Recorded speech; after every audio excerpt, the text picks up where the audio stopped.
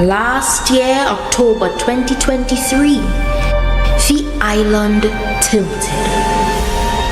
The peaceful bliss of sea, sun, and sand was transcended as we took to the streets to revel in paradise.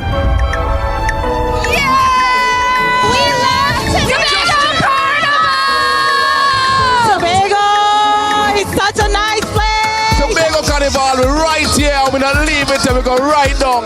It's the greatest, it's the best, it's safe and it's beautiful. I love Tobago, baby. Coming back next year. Hey!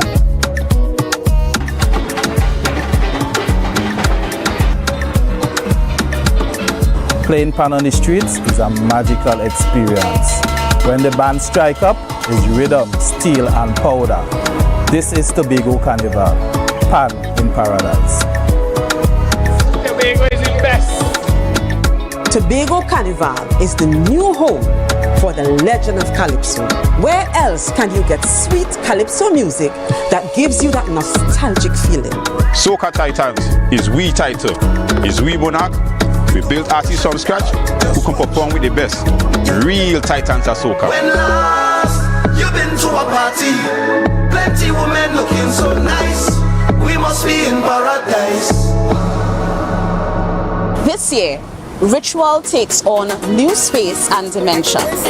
Traditions will be reimagined, breaking free and taking on new meaning on the road. I love the energy! This year, the revelry is bigger and better. More colors, more meaning, great packages for the masqueraders. Tobago Carnival is freedom. This year promoting safety in all events for Tobago Carnival.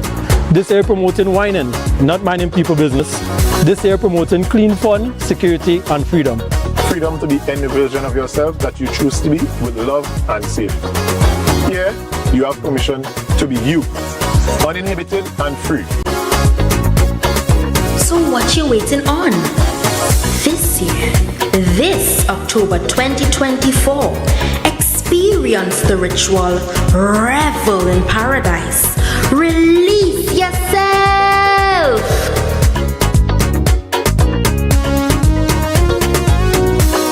From the greatest little island on the planet, this is the Tobago Carnival 2024.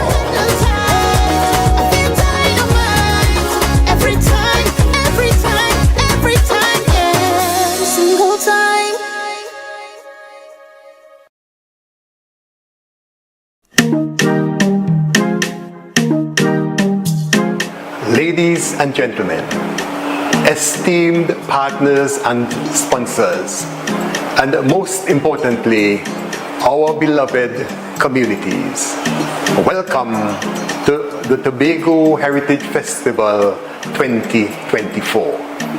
As we embark on the 37th year of this festival, our theme is We Come Back. Back to our communities, back to our villages, back to our true indigenous heritage presentations and productions. We are bringing back iconic events such as Yesterday's Children, Bell Manor Riots, and the Courtship Codes.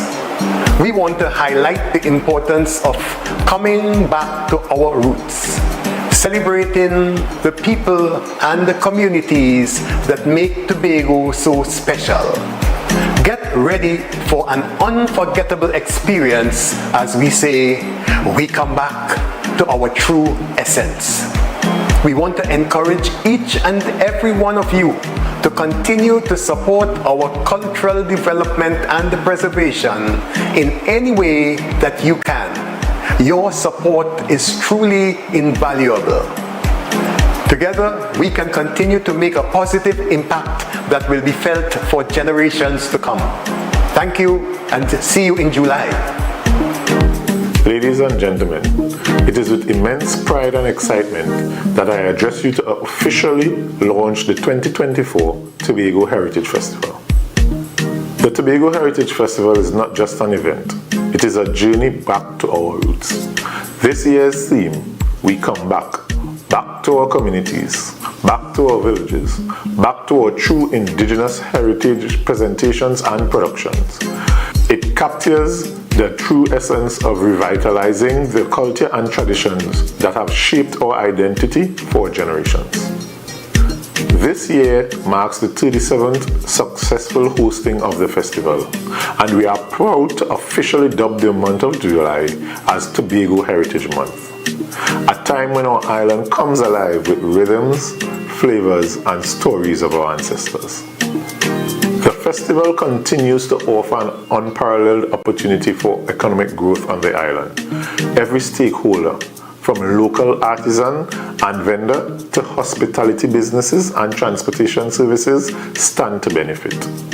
Our vibrant cultural displays will attract visitors, boost tourism, and provide a significant economic uplift to the island.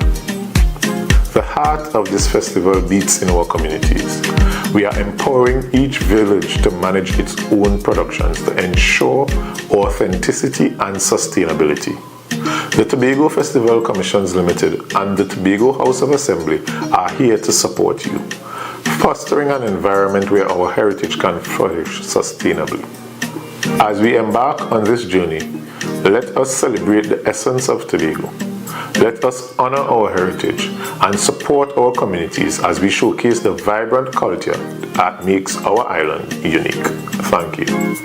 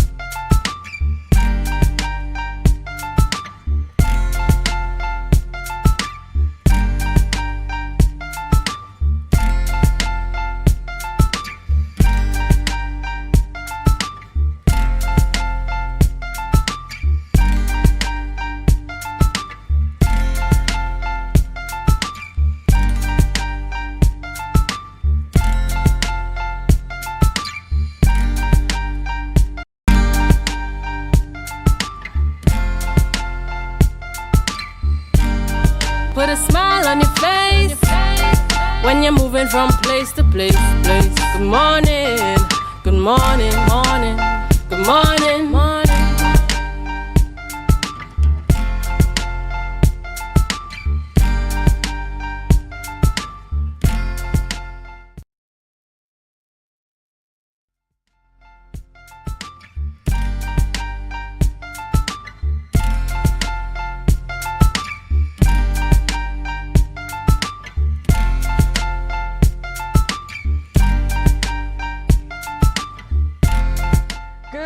Everyone, and welcome to Tobago Updates Youth Wednesdays this morning. It's a bright morning, a great morning for you to be great. I want to welcome you once again to our Youth Wednesdays here, happening right here on Portmore, Scarborough. Welcome to our varying viewers on all platforms, Facebook, YouTube, and 102 on Amplia. We have a lot going on in this space, a little bit of good, a little bit of bad, but we thank God for life nonetheless. Of course, before we continue on this morning, we'd like to go to our news in 90 seconds. The news is brought to you by Standards. At Standard, nobody beats us on price. Believe it. Here is your news in 90 seconds for Wednesday, 10th July 2024. 80 families in Tobago will benefit from $3.19 million in grants for home improvement or construction. The Ministry of Housing and Urban Development distributed it during a housing subsidy event yesterday at the Shore Park complex. Housing Minister Camille Robinson-Regis emphasized the transformative power of the subsidy program, which includes $1.85 million for home construction and $1.36 million for home improvement. Thus far in this fiscal year, 105 disbursements have been made in Tobago, including 68 for home improvement and 37 for home construction. This marks a significant increase from 25 disbursements in 2023.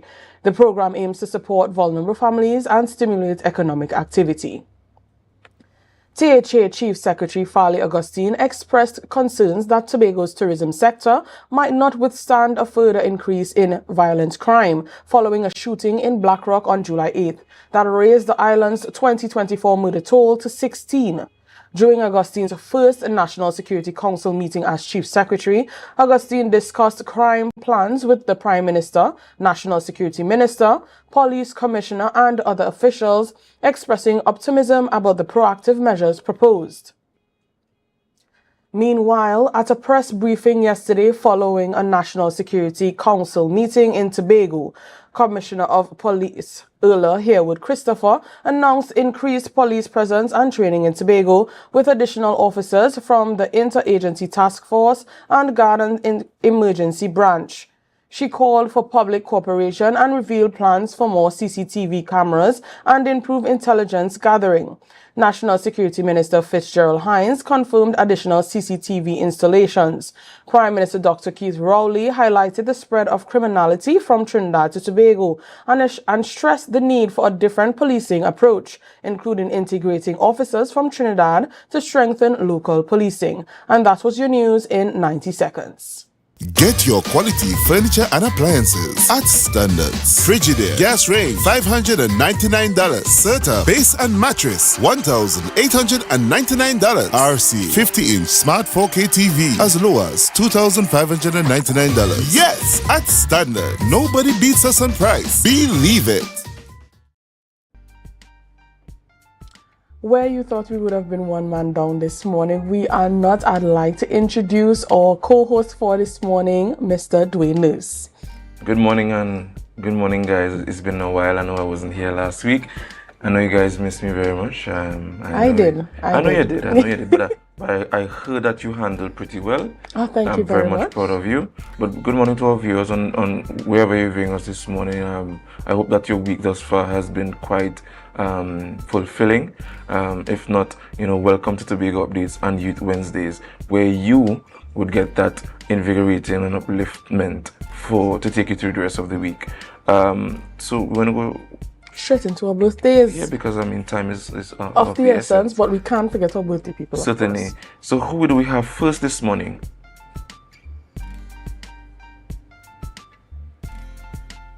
This morning we have Miss Janelle George. A happy birthday goes out to you from the Tobago Updates family. I hope you do enjoy your birthday. And who do we have next? This is Miss Janelle George. This is Miss Janelle George, yes. Next we have Sherian Sylvester. Good morning and happy birthday goes out to you from the Tobago Updates family and us here at Youth Wednesdays. Very cherry soul she is. So I really? You know her personally? Yes, I do. She's Where's she very from? cherry. I met her at school. Okay, yes, okay. But she's very cherry and I do wish her a very happy birthday, a very cherry birthday. Yes. Sentiments are the same here. So we want to take you guys over to our rundown this morning and we have a very interesting rundown for you. Yes, we do. First, we have dengue to discuss dengue awareness and the safety precautions. Dr. Faith B. Israel. She will be doing a 2-part segment of this pertinent matter as we have seen new rise in dengue cases in the nation. So we need to have pertinent discussions around that. And the last, certainly but not least, we have Miss Ortiz Road to Japan, and we have none other than Renessa Ortiz, Miss World, who represented us as a Tobago contestant for Miss World TNT delegate, and we have Mr. Christopher Nathan, fashion model coach, who will be coming and have that discussion with us this morning. So this is what we have for you this morning. Just remember to share the life, share the life, share the life.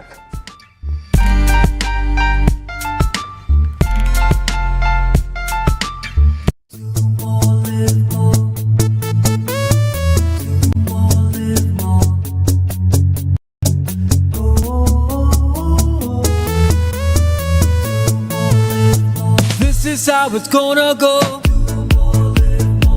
They better look up below, 'cause this is your show, and everybody's gonna know. Say it to them once again. They better look up below. This is your show, and everybody's gonna know. That's how it's gonna go. They better look up below, 'cause this is your show. Live more. You can now get whatever you need whenever you need it anywhere in Tobago with Tobago. Your meals, medication, groceries, and shopping all delivered directly to you. No more hassle, no more stress. Get the Tobago app today on Google Play or Apple App Store. That's TAPPOGO and let us deliver to you. Check our website at www.tapogo.app or call the experts at 494-TOGO and 484-4746. Tapago. Relax. We will get it to you. Tapago's at your service. I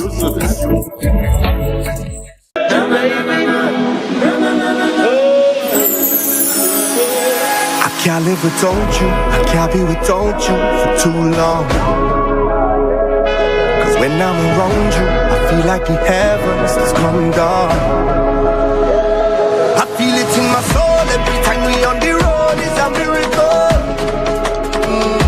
A million strong come together. Coconut's Cafe, the buffet restaurant that specializes in all your tasty local dishes for breakfast and for lunch. Breakfast includes coconut bake and sada roti served with chokers, bull joil and sausages in tomato sauce. Not forgetting beef and cheese pies, shepherd's pie, macaroni pie and rice in various styles. Meat served in a variety of flavors, garden salads and pasta salads. All this accompanied by fruit juices, coconut water, your choice of a great combination to appease your taste buds. So call us today to order, as we are here to accommodate your busy schedules or if you are having a cooking day off.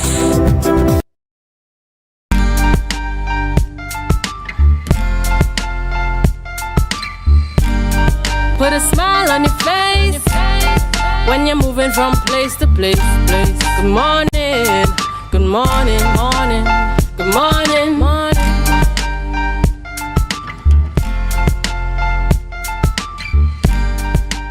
Welcome back, viewers, to Tobago Updates Youth Wednesdays here this morning here at Portmore, Scarborough. I'm, of course, joined by the esteemed Dr. Faith B. Yisrael. She is the Secretary of Health, Wellness and Social Protection. So let's welcome Dr. Faith to set this morning. Good morning, and thanks for having me.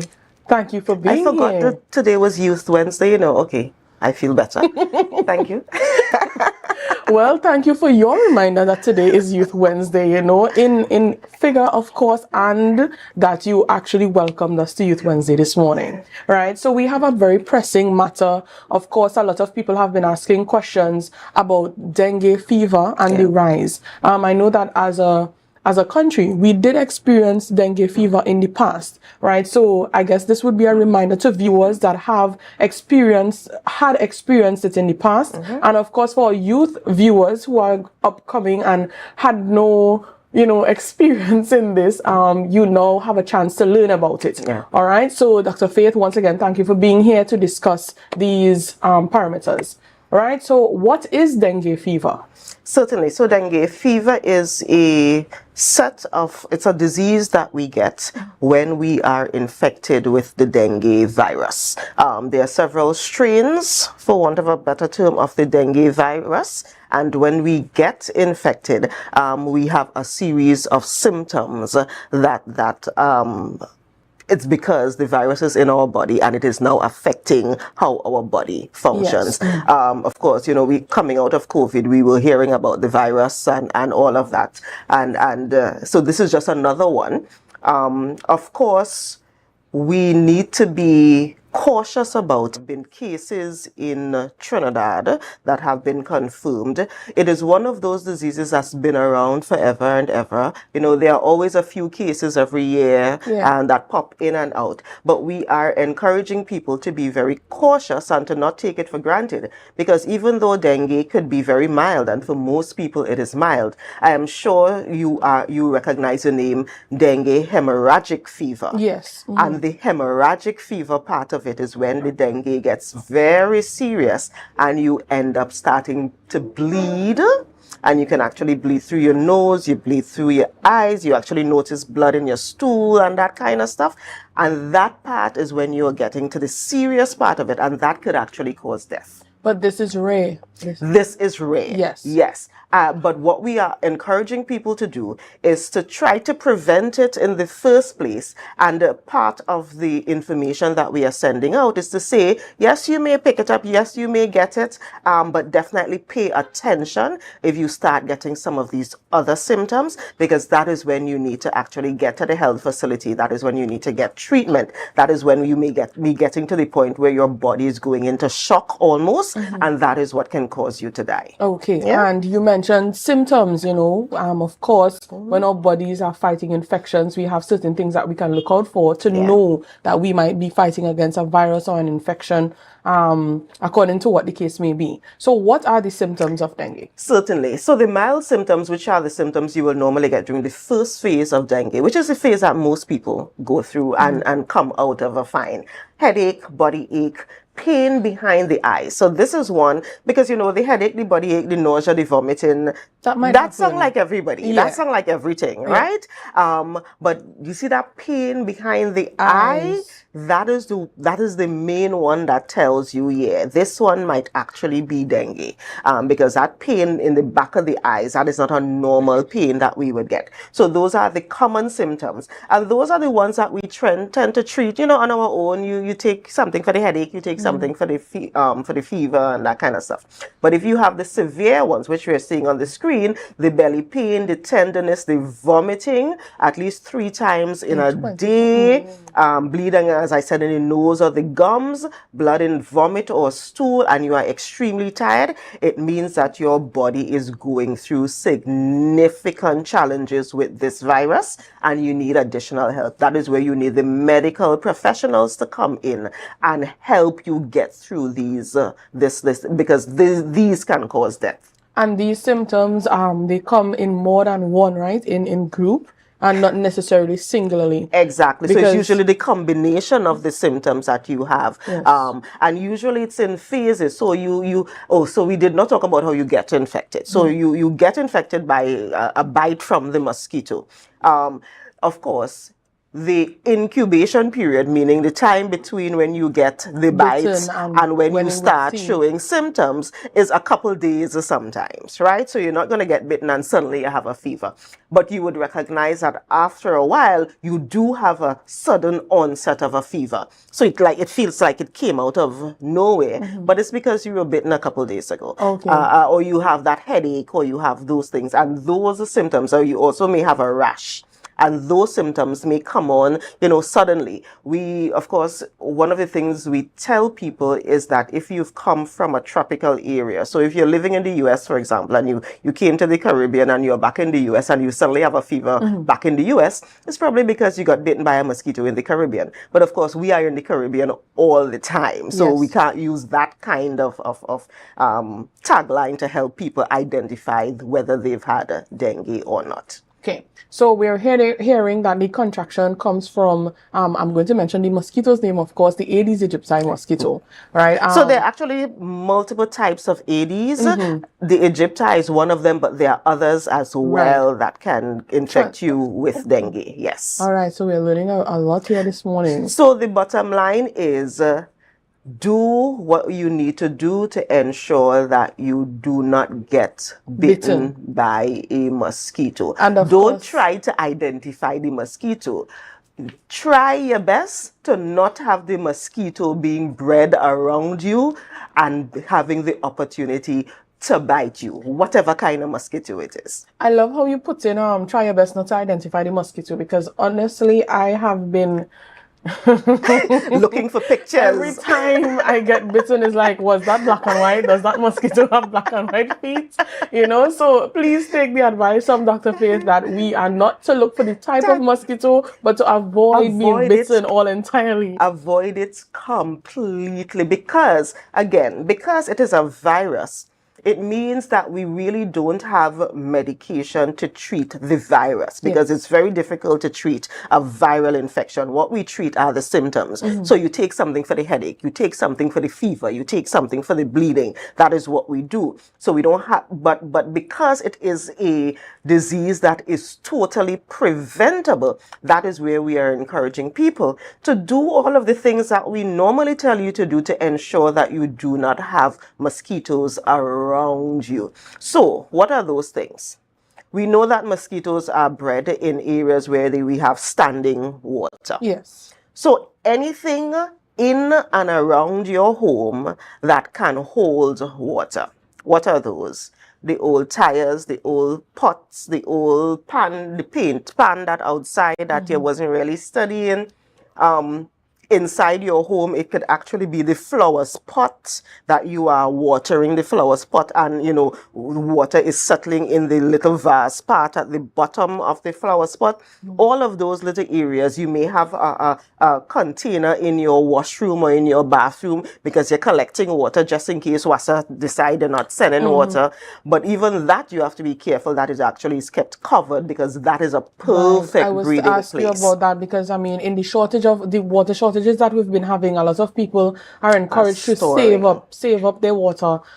So in this case, we cover the water. Yes, certainly. If you have to save up, if you have to store water, whether it's in a barrel, a bucket, or whatever it is, ensure that the thing that you are storing the water in is covered, so that the mosquitoes can't go in, and so that the larva can't get in, and so that it can't breed develop into the mosquito that will then bite you and then transfer the virus to you. Okay. All right. So you mentioned that we have a few cases in Trinidad. What about Tobago? Could you tell us a little bit about the statistics that we're looking at? Certainly. So in Tobago, we sent out a press release on Sunday in the middle of all of the other activities that were happening on Sunday. We sent out a press release on Sunday indicating that we have one confirmed case in Tobago. And we say confirmed case because that case, the samples were taken from that client, that patient,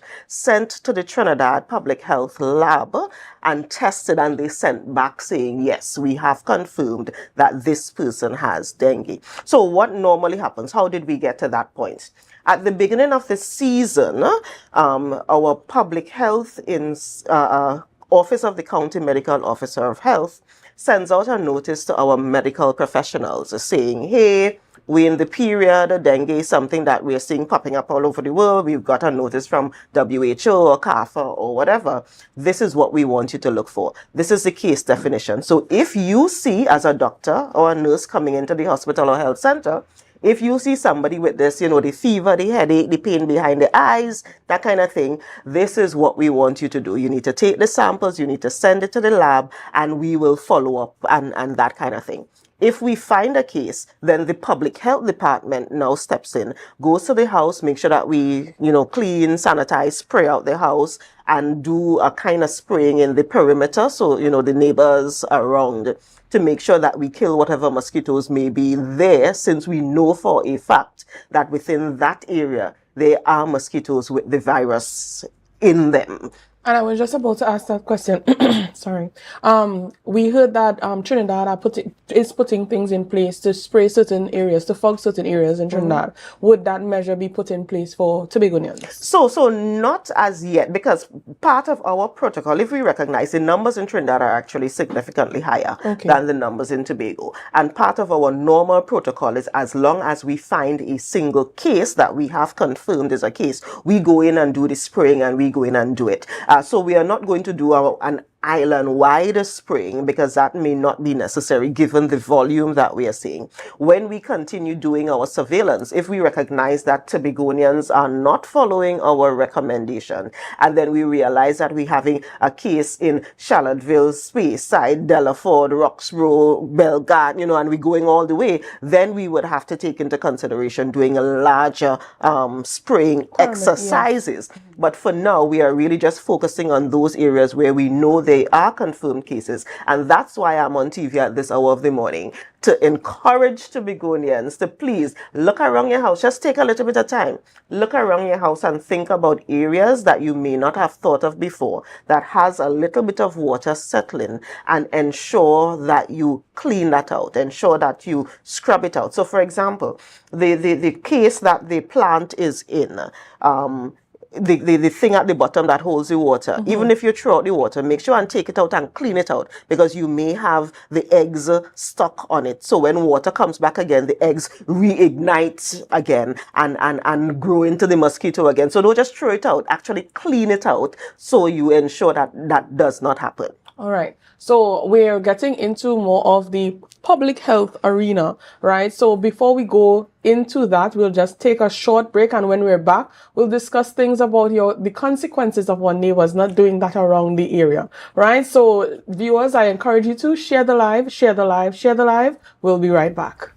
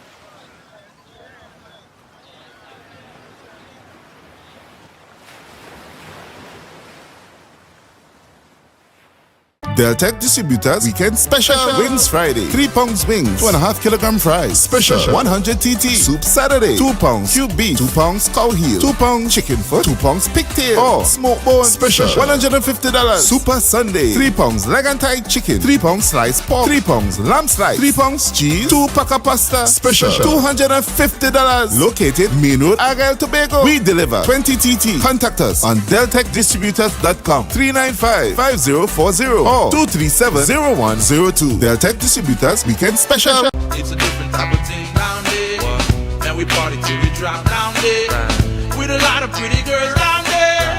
Down in Tobago. Rotisserie, mouth-watering fries, salads, combos, and specials galore. Feeling for something to eat? Come and see. Our rotisserie is seasoned to the T. Kicking chicken, masala, and jerk roast. Crispy fries made from scratch. Who do you know can beat that? Or salads freshly cut and packed. When you taste it, you'll be wanting to come back. So come check us out on number 2 Robinson Street, Uptown Scarborough, Tobago. We open on Saturday nights from 7:30 to 11:30 p.m. Monday to Thursday, we're open from 10 a.m. to 9:30 p.m. and on Friday, 10 a.m. to 4:30 p.m. Contact us at 772-7443 and all social media handles at The Rotisserie Factory.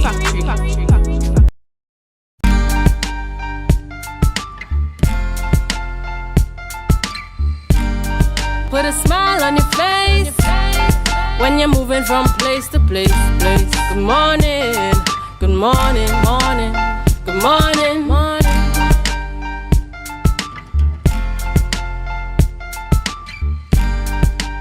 Welcome back to our viewers who joined us earlier this morning and to our welcoming our new viewers here this morning on our varying platforms. This morning we are joined with Dr. Faith B. Israel, our Secretary for Health, Social Protection and Health, Wellness and Social Protection. Health, Wellness and Social Protection. Thank you so much for that, Dr. Faith.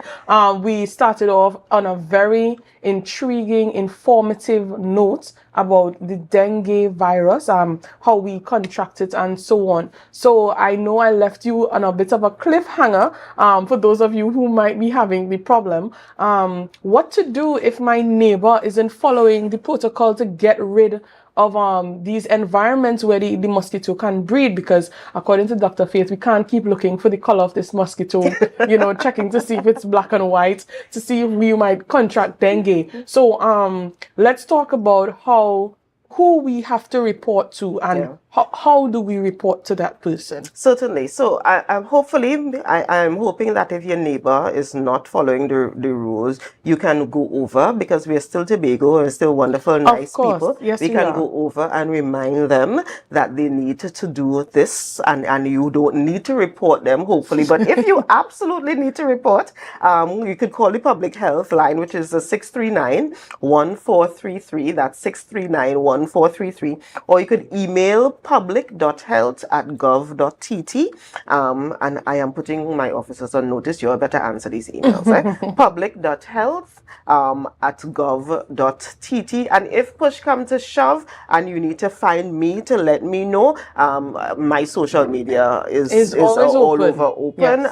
Dr. Very Faith much B, active. and you could let me know. You can message me and let me know as well. All right. So what to do if your neighbor is not following the protocol? Please call these hotlines. You can even contact Dr. Faith herself, right? Okay, so we've talked about preventative measures. Let's talk about reactive measures in terms of, I've already contracted this dengue fever. What is the protocol to follow when I present to the hospital, and what will be done when I do get there? Certainly. So we don't. The vast majority of people who get dengue will actually not need to present to the hospital. Okay. Because the vast majority, if you are a child, for example, you are more likely to not even have symptoms.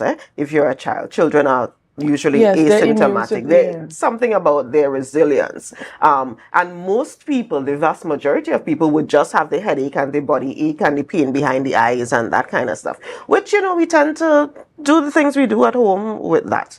But if you have the severe symptoms, the belly pain, the tenderness, the bleeding, if you're definitely seeing the bleeding and that kind of stuff, then you definitely need to go to the hospital and let them know that these are your symptoms.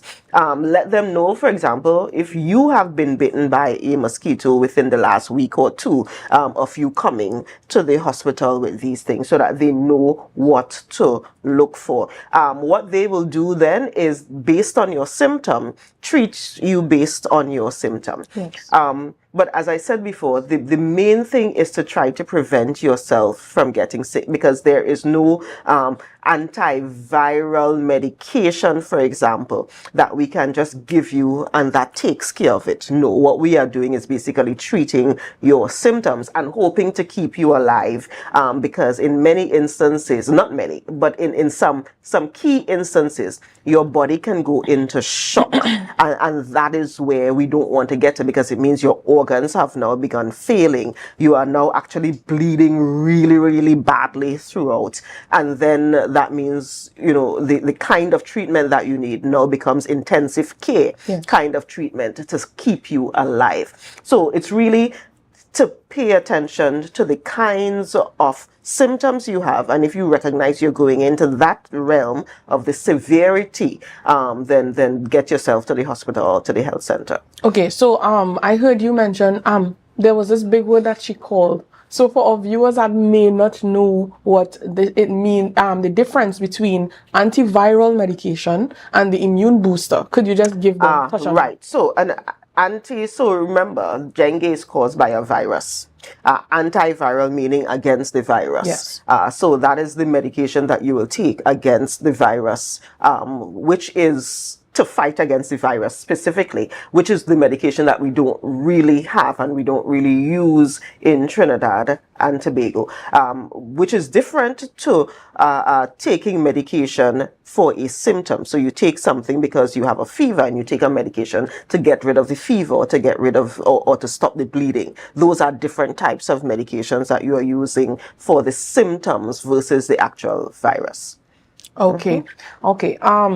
So are there any home remedies? Because you said that most people will experience the more mild symptoms as opposed to the more severe ones. And I'm hoping that everyone remains in the vicinity of mild if we have to be contracted with dengue fever, right? So what could you mention some home remedies or prevention methods that we can do at home so that we don't overcrowd the hospital, you know, overstimulate the staff? No, I mean, there's the typical things, and I know that as a medical professional or as a health professional, we tend to use the fever grass and you know, those things that we use normally to help us to get over the cold and flu and that kind of stuff. That is perfectly fine. Do not take anything that may cause you to bleed.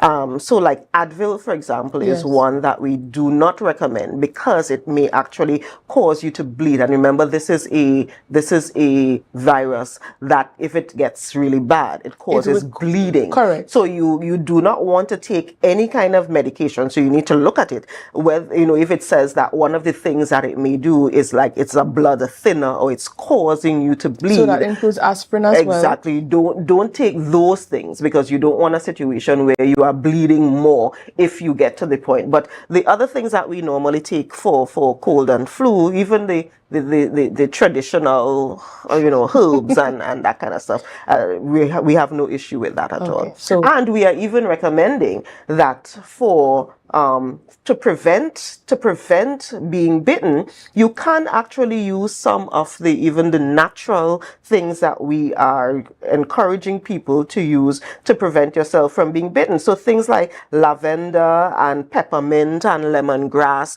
you know, those oils that you could actually put on your skin, those are actually oils that you could use to prevent the mosquitoes from biting you as well, outside of the normal mosquito repellent that you can buy from the drugstore or from the thing. You can use the natural mosquito repellents as well. I realize that Dr. Faith only called the nice smelling oils. There is citronella as well. Oh yes, and that we can use. Citronella not only repels mosquitoes, it repels other human beings as well. So I mean, if you want to do both, by all means, citronella is available to you in your local pharmacies here in Tobago. All right. So we heard the name of the mosquito, that is Aedes aegypti. You said there are different breeds. Yeah. Yes, of Aedes Aedes mosquito. Right. The Aedes aegypti, however, that we've heard about causing that spread of dengue. Is it possible that we should be concerned also about the Zika virus and chikungunya? Because I know that mosquito also carried in the past. Right, exactly. And that is why we are, the preventative measures that we are giving is to prevent people from getting bitten from mosquitoes generally, because you are right, there are other infections that you can get from Aedes and from the other types of mosquitoes that we have around, and you need to prevent all of them from happening. So it's a very generic kind of preventative mechanism that we are encouraging. If you prevent mosquitoes general from being bred in and around your surroundings, it protects you from dengue and all of these other types of infections as well. Okay. In the past, of course, I know I mentioned the fact that you'll be doing the fogging. The public health sector would be involved in fogging the areas, right? What to do, or should not what to do, but hold on, let me get my facts straight. Right, so you said that you all will be going around fogging. So what about the checks from the public health sector? Right. We have, well, I mentioned the neighbor part about it, right? Given that you all are just doing the checks in places that are more prone to having mosquitoes breeding, not because of our household appliances or anything like that, but because we have streams and rivers nearby that may collect in little ponds around, right? What kind of checks would we be looking forward to? And also, where can we find the advisories that you all will be sending out in terms of telling the public where and when you all will be checking? So if you recognize there are public health workers, perifocals and other workers who are continually roaming, you would find over the last couple months that random people have been coming around, knocking on your door saying, I am from the Department of Public Health, can I look around? So we have been doing those checks continually around. And when they come, they are the ones who identify, okay, ma'am, you need to move this, you need to do this. If we see that there is a water storage container, there's actually a chemical that we could put into the water that kills the mosquitoes. It allows us to still use the water, so it's not harmful to humans, but it will kill the mosquitoes and prevent them from breeding and that kind of stuff. So that is a continual thing that has been happening on the island, which may be why we have not recorded many cases before now compared to our brothers and sisters in Trinidad, because we have been doing that. In terms of where you will find the information, the best place really is through social media. We have our Facebook page, the Division of Health, Wellness and Social Protection. The Tobago Regional Health Authority also shares quite a bit of information. We have our website, which I can't remember the site right now. So let's pretend I said we didn't say we had a website. Just go to social media, Facebook, and you will get the information. Division of Health, Wellness and Social Protection. You will find information there, or you could come to my social media, Dr. Faith B. Israel, Facebook, Instagram, and so forth, and you'll find information there as well. And I think I can openly volunteer Tobago Updates to stay on top of the advisories that are being sent out by that division, of course, because we know we feed Tobago with the necessary information that is, of course, needed. So, Dr. Faith B. Israel, thank you so much for being with us here on Youth Wednesdays on Tobago Updates. The information was well received. I think our viewers are more informed of what is happening in this space and how we deal with the issues. So, viewers, I do encourage you to clean those barrels. Talk to the neighbor in a nice way and ask them to clean up around their areas as well, because we know if they are affected, we most likely would be affected as well, right? So thank you so much once again, Dr. Israel. And to our viewers who are still with us, we ask you to share the live, share the live, share the live.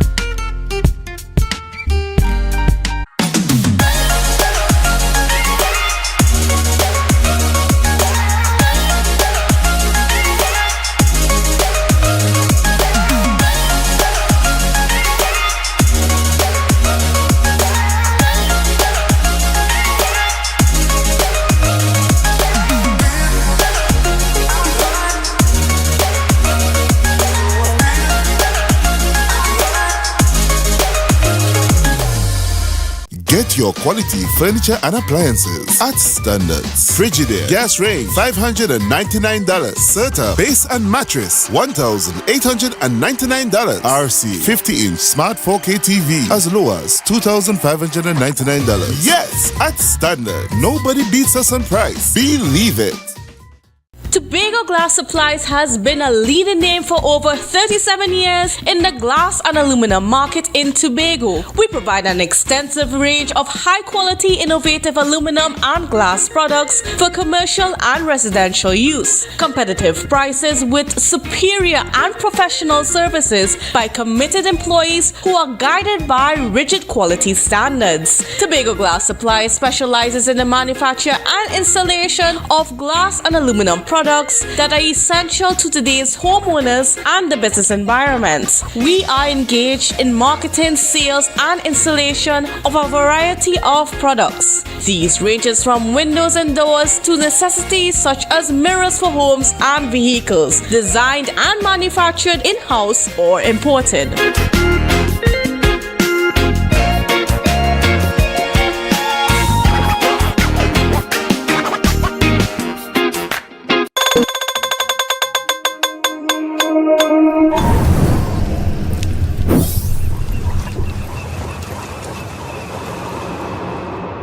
No place like home, home, home. Oh, I love Tobago, baby. When we outside, it's an ocean of love. All that we align to the stars up above.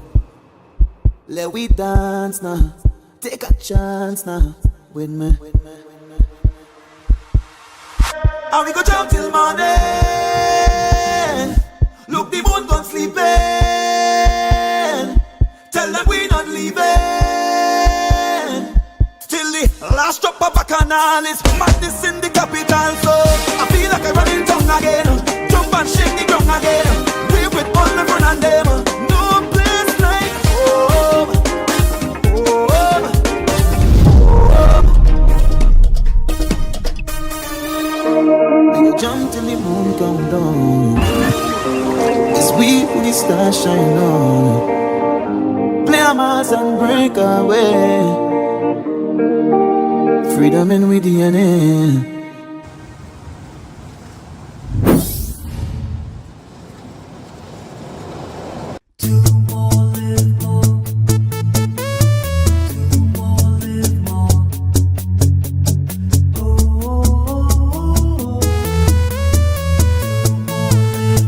This is how it's gonna go. They better look up below, 'cause this is your show.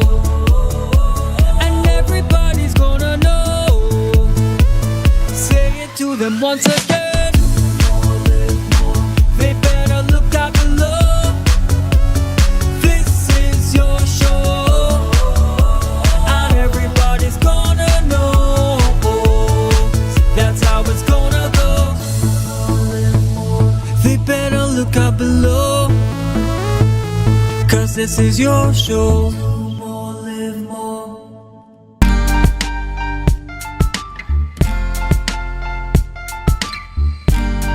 Put a smile on your face when you're moving from place to place. Good morning, good morning, morning, good morning, morning.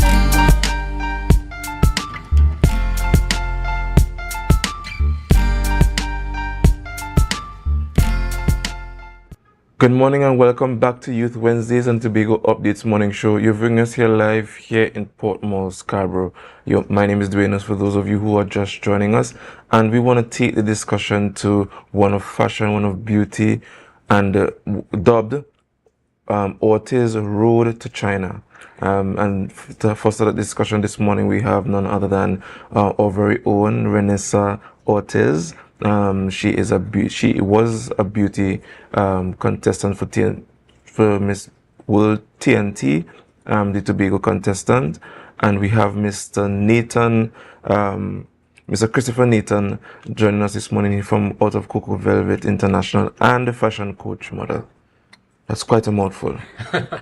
Good morning and welcome, guys. Good morning and thank you for having A us. special good morning to you, Miss Ortiz.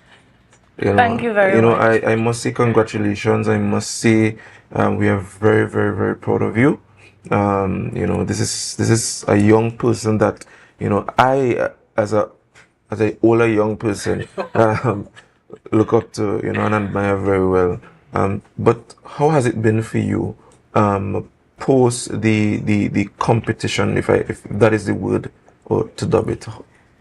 I have been readjusting to Tobago. I have been in Trinidad for 2 months, training, adapting to my surroundings, learning the young ladies down there, getting familiar with my trainers, and being back in Tobago. It's more about continuing where I left off in terms of my beauty with a purpose, being a young woman that is growing, and just continuing to be an example for all the other young women here in Tobago.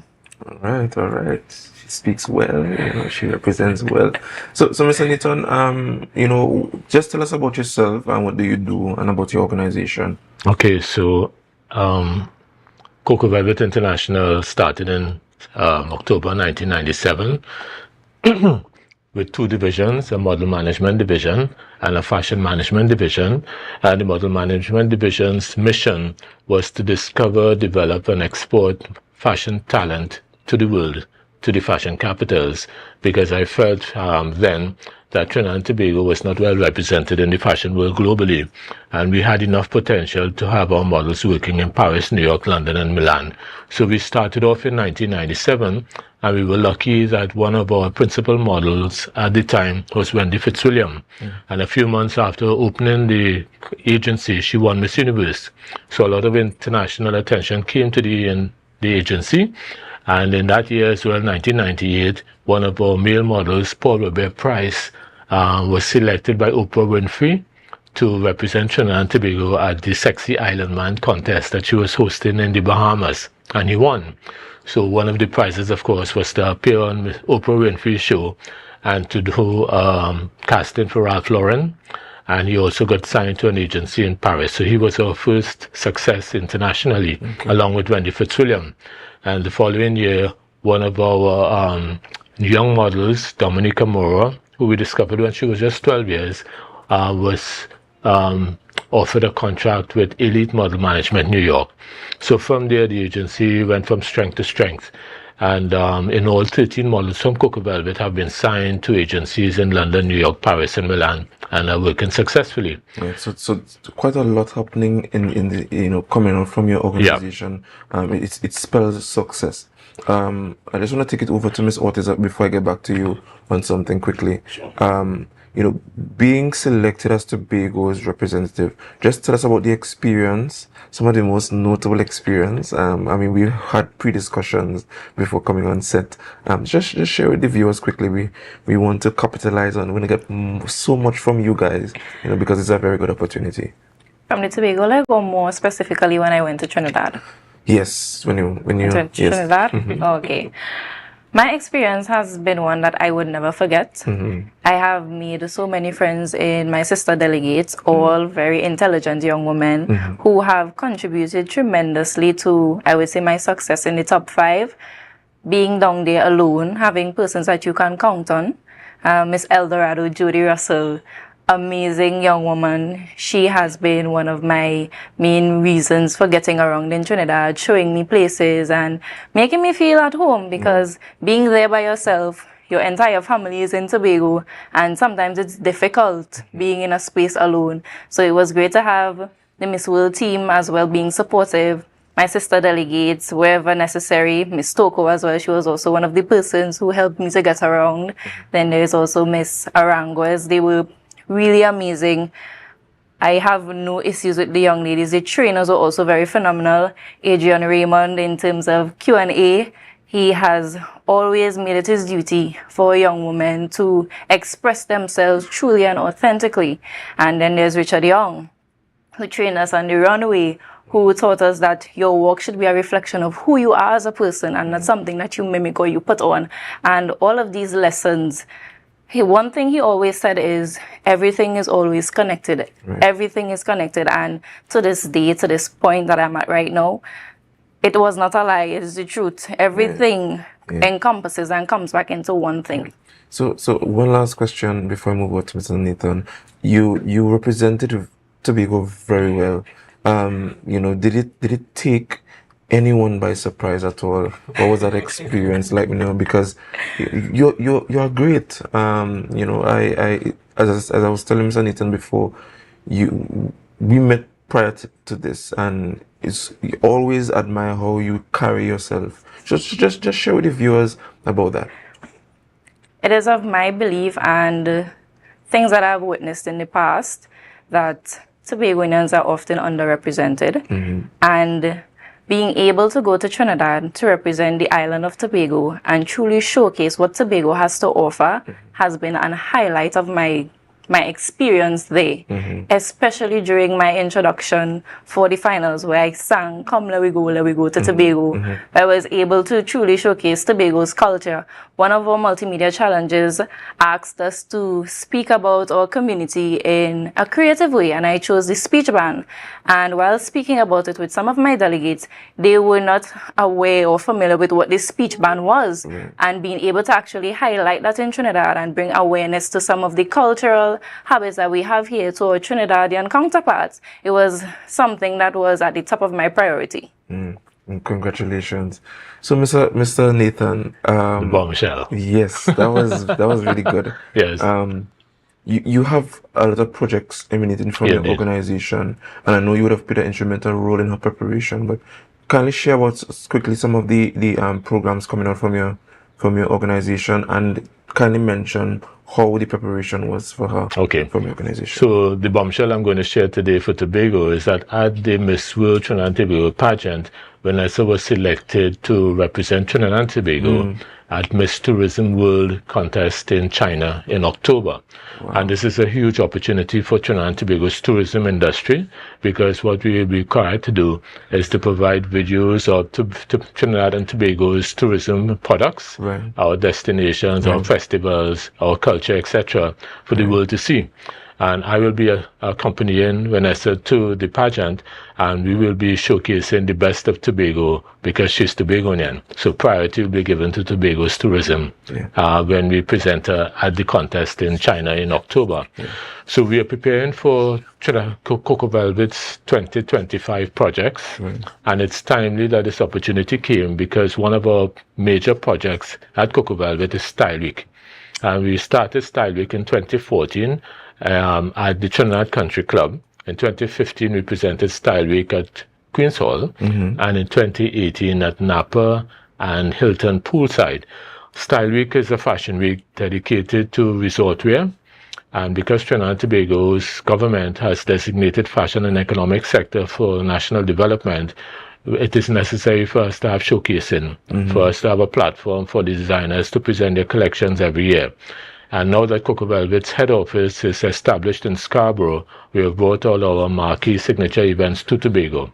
So we will be hosting Style Week Caribbean Resort Fashion Week next year, September, from the 4th to the 7th at the Shore Park Complex and Pigeon Point Heritage Park. And we will be showcasing designers from Tobago, Trinidad, as well as designers from around the Caribbean. So at the Miss Tourism World contest, we'll be doing videos to showcase events coming up in Tobago next year. So apart from Style Week, there'll be Tobago Carnival in October, there'll be the Tobago Heritage Festival as well, and all the other events like the Blue Food Festival that people come to from all over the world to Tobago. So it's a great opportunity for Tobago. I am so proud of this because, being in certain parts of the world make you more pro Tobago, and appreciate it. Yes, because we are but a small island, we oftentimes are shadowed by our bigger sister. Indeed. And we are underlooked, we are overlooked. But here it is, somebody like yourself, a young, intelligent, beautiful young lady is, putting Tobago on the map. How does it feel to be selected to represent what is in essence Tobago in China? It is a huge honor and privilege being able to go and showcase my roots, even if it means speaking a little dialect for them. Of course, please do. Please do. So they would be able to see the transition between being corporate and Right. being able to be connected to your roots Right. and understand what it means to be cultural and to appreciate what your home has to offer. Right. I think a lot of times we like to integrate ourselves with international culture that we are often. And even the Trinidad culture, sometimes you find yourself speaking like Trini when you're in Trini, because there's this notion that Tobago, the colloquial way of speaking in Tobago is improper English, and we learn in communication. But when you go back to our historical roots, this is a part of our culture. It's how we came to be. Correct. And while, yes, some certain circumstances, the dialect is not suitable, Well, you're correct. considered correct, suitable, Right. you still are able to be intelligent in terms of speaking standard Correct. English and knowing when to switch Code depending switching. on the situation that you're in. And I think that is also important. Yes. So I just did it a while ago. Yes. For we, and then I go back to it's important to showcase our Yes, culture. and that is called code switching, guys. And there's no bad language, right? Language is just used in different spaces and places, right? There's no such thing as a bad language, right? Communication 101. Thank you, Chief Secretary, for teaching me communication. But it's really good to see that you are doing this, right? You mentioned earlier that you have a organization that you're birthing and nurturing. Yes. Just tell us about that. At the Miss World Trinidad and Tobago pageant, you are to come up with a beauty with a purpose. My beauty with a purpose focused on creating communities for young women impacted by absent fathers. It's called the Daughter's Echo, Navigating Absence. And I think this is an issue that is often overlooked in society, not just in Trinidad and Tobago, but worldwide It's as a well. global issue. And it has become so normalized that we don't bat an eye at it. And that is where the issue stems from, because a lot of our young women are left with our mothers alone, single mothers, and meant to bear the brunt of all of these issues, because that's what the family structure is about. Father, mother, children, where they are able to impart the knowledge that a man would only be able to impart on a child, or a woman would only be able to impart on a child. And I know we focus on our young men because it's seen in terms of violence, but our young women, it doesn't show. I'm one of them. Yeah. I look okay on the outside, but there are things that I would have adapted because of the situation to cope with life, and they aren't necessarily healthy. And just this week, I touched base with some of the young ladies from the Beauty with a Purpose, and it was very heartwarming to see that one of the young ladies reached out to her father, and she said that the experience was one that prior to the workshops that we had, if she had that encounter, it would not have benefited her in the way that it did. And I'm happy that I was able to make that impact. No matter how small it is, it's just one person. It might seem as one person, but I made an impact on 6 young women. And my age range was initially 13 to 25, but there were women past 25 joining the workshop. So it goes to show that this is an issue that continues even after that age range. And we need to identify these gaps in our society in order to have something that is holistic. Listen, I am so proud of you. And I'd like to just stick a pin in there. Yeah, because we have but a short time. Right. So one of the corporate social responsibilities of Cocoa Velvet is youth development and empowerment. And we are here in Tobago to do that. So this year we had the workshop with 130 secondary school students, but our focus was on creative industries. Next year we want to expand the workshop to the tourism industry. So the workshop next year is going to be called, rebranded, Tobago Youth Tourism and Creative Arts Workshop.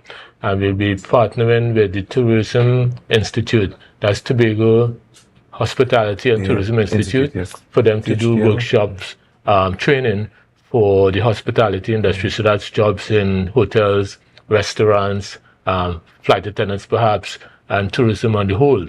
So we'll be training a new batch of young Tobagonians next year for jobs when they graduate. And we're very excited about that. So young people who are interested in jobs as flight attendants, hotel workers, restaurant staff, and then the creative industries as well. You can send us an email at cocovelvetinternational@gmail.com or get us on WhatsApp 620-2316 You can find us on Instagram and Facebook at Cocoa Velvet International, and let us know that you're interested in joining our workshop next year, Tobago Tourism and Creative Industries Workshop. Thank you very much. And post the interview, we will share a page with the media staff there, and they would post it. But thank you guys very much for coming. Thank you for having us. Miss Ortiz, I'm very, very, very proud of you. You have no idea. And we'll talk after the show. But guys, this brings us to the end of Youth Wednesdays and Tobago Updates morning show. Thank you for viewing us. Thank you for giving us your support. And remember to share the live, share the live, share the live. Have a great day.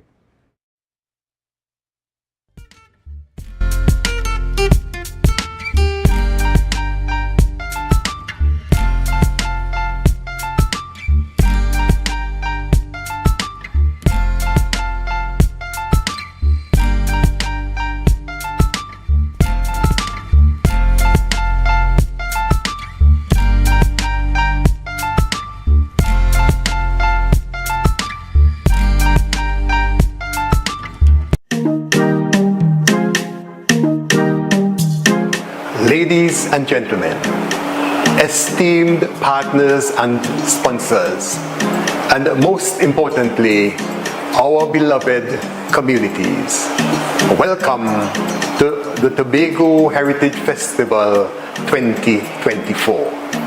As we embark on the 37th year of this festival, our theme is We Come Back. Back to our communities, back to our villages, back to our true indigenous heritage presentations and productions. We are bringing back iconic events such as Yesterday's Children, Belmana Riots, and the Courtship Codes. We want to highlight the importance of coming back to our roots, celebrating the people and the communities that make Tobago so special. Get ready for an unforgettable experience as we say, we come back to our true essence. We want to encourage each and every one of you to continue to support our cultural development and preservation in any way that you can. Your support is truly invaluable. Together, we can continue to make a positive impact that will be felt for generations to come. Thank you, and see you in July.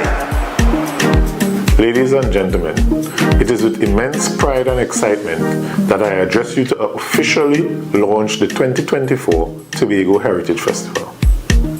The Tobago Heritage Festival is not just an event, it is a journey back to our roots. This year's theme, We Come Back. Back to our communities, back to our villages, back to our true indigenous heritage presentations and productions. It captures the true essence of revitalizing the culture and traditions that have shaped our identity for generations. This year marks the 37th successful hosting of the festival, and we are proud to officially dub the month of July as Tobago Heritage Month, a time when our island comes alive with rhythms, flavors, and stories of our ancestors. The festival continues to offer an unparalleled opportunity for economic growth on the island. Every stakeholder, from local artisan and vendor to hospitality businesses and transportation services, stand to benefit.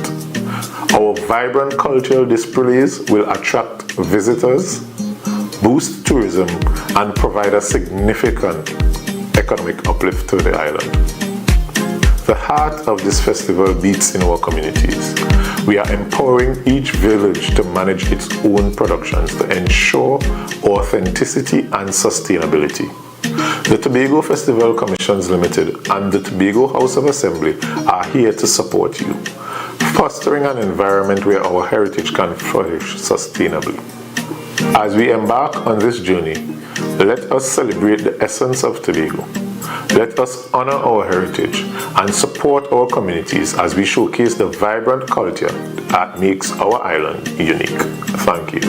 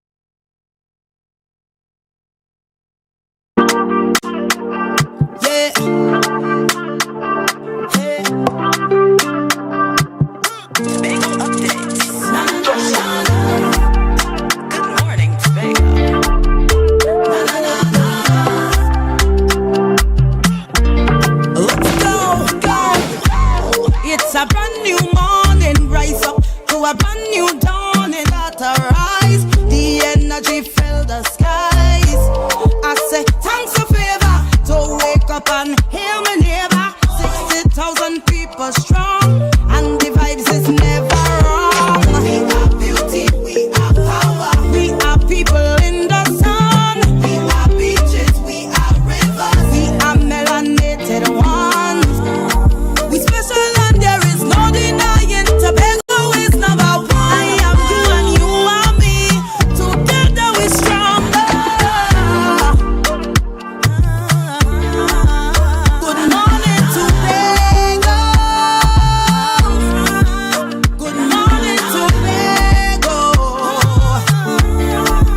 Good morning, Tobago.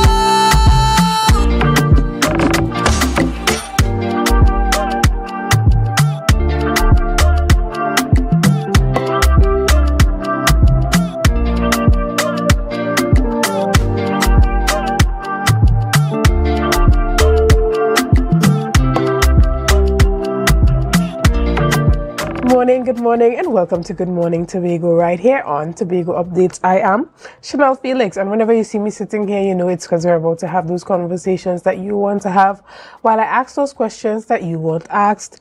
But before we get into this morning's conversations, let's have our news in 90 seconds. The news is brought to you by Standards. At Standard, nobody beats us on price. Believe it. 80 families in Tobago will benefit from 3.1 million in grants from the home improvement or construction. The Ministry of Housing and Urban Development distributed it during a housing subsidy event yesterday at the Shaw Park complex.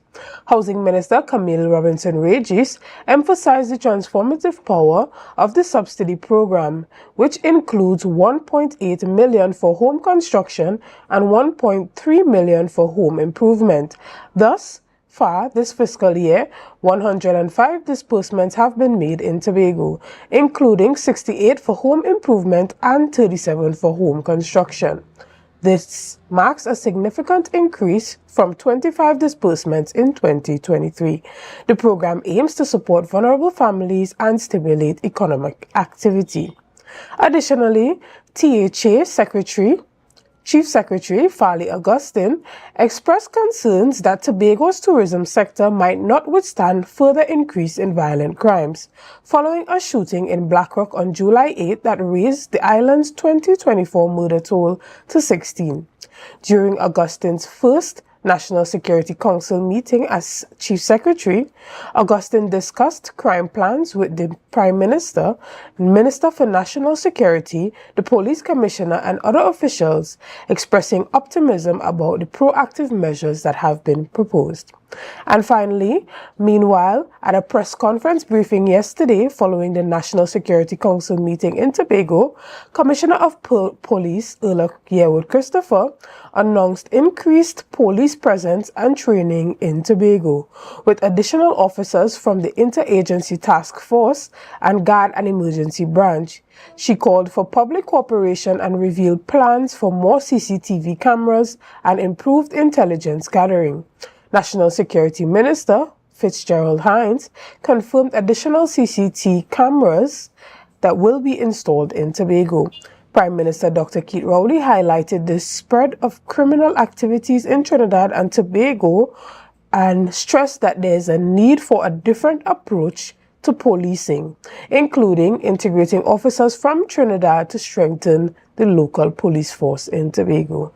And that was our news in 90 seconds. Get your quality furniture and appliances at Standards. Frigidaire gas range $599. Serta base and mattress $1,899. RC 50-inch smart 4K TV as low as $2,599. Yes, at Standard, nobody beats us on price. Believe it.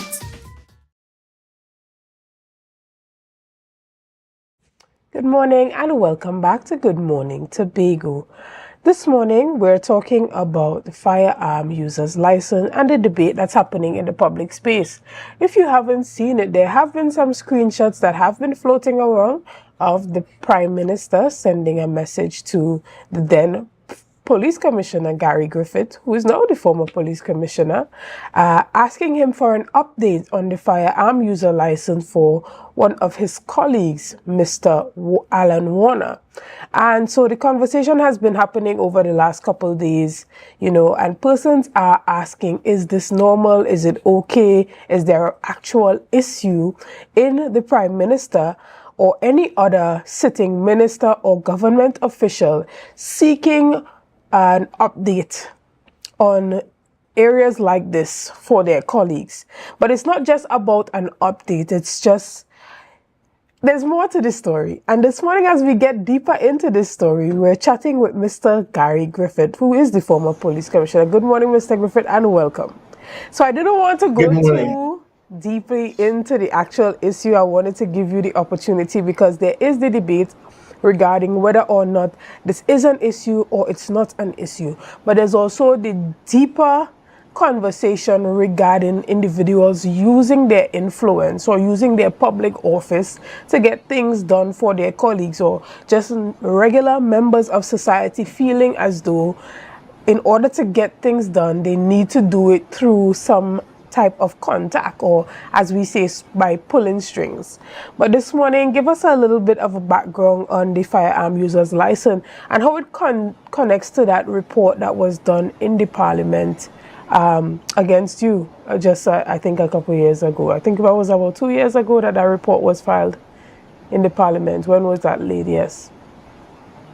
Yeah, hi, good morning. So there were three reports pertaining to audits. This is the audit government. They've done an audit with Prashad and Barrington on FUS. They did an audit with Stanley John on firearms. They did an audit with 4 jokers who they appointed and forgot to even speak to me, which breached natural justice, which is why the court told them that it couldn't be serious. They did an audit pertaining to the Auditor General's report. They did an audit on the SSA. That is what they do. They did an audit on procurement with the police. So they are the audit government. And an audit, that means you hire people, pay them big money, of taxpayers' money, millions of dollars, and then they probably type exactly what you want, and then you go in Parliament and read it like a coward because you can't speak it outside, because when you go in Parliament, it's the one place that you can lie and mislead the country and not be sued. So that's the whole concept of this thing with the firearm audits. And the reason I can state that is that after 3 years, not one name has been called, not one person arrested, not one person charged pertaining to what was extracted from these audits. So the only thing that people benefited from were the individuals who were hired and left with hundreds of thousands each of taxpayers' money,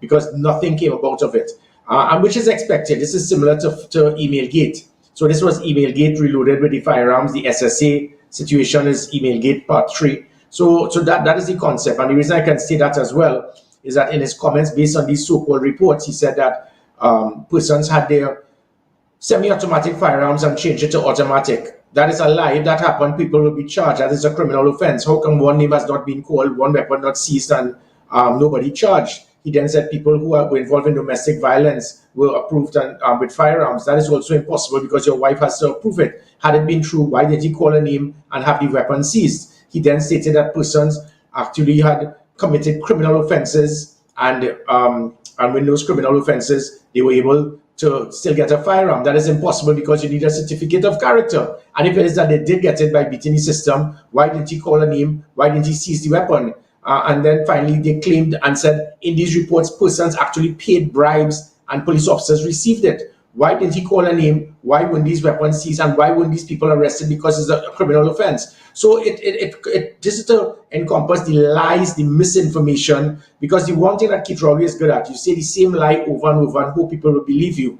So as it goes to this situation now that you're speaking about, I'm not going to go in depth as it pertains to conversations between myself and the Prime Minister or vice versa. I think the main issue is the hypocrisy, the double standard, and that's what people are missing. It's not about whether it is a person in public office who will contact someone who has the authority. My personal view is that is not a problem unless the individual tries to deliberately influence you, intimidate you to commit an act out without you doing due diligence and have to go through that due process. So, for example, when I was Minister of National Security, I was bombarded with hundreds and hundreds of persons officially writing to me stating that they applied for firearms 10, 15 years, and the commissioners did not even have the common basic manners and courtesy and professionalism to even acknowledge their request. So they will write to me. I will then write officially to the Commissioner of Police stating this has been brought to my attention, submitted for your information. Not submitted for your information and action. So if the Prime Minister knows somebody, whether it be a good friend or not, and the person, and he wants to see the status of it, there's nothing wrong with that. The problem lies is that this is the same Keith Rowley and the PNM government who had a problem when I was providing firearms to the small businessman, to the farmer, to the small shop owner, to the person who wants to defend his family, protect his family, to the person who involved in hunting, who involved in that as a sport. You had a problem with me giving it to these persons after doing thorough background check. But it's okay to give to your friends in high places. And that's where the hypocrisy comes in. That's where the double standard comes in.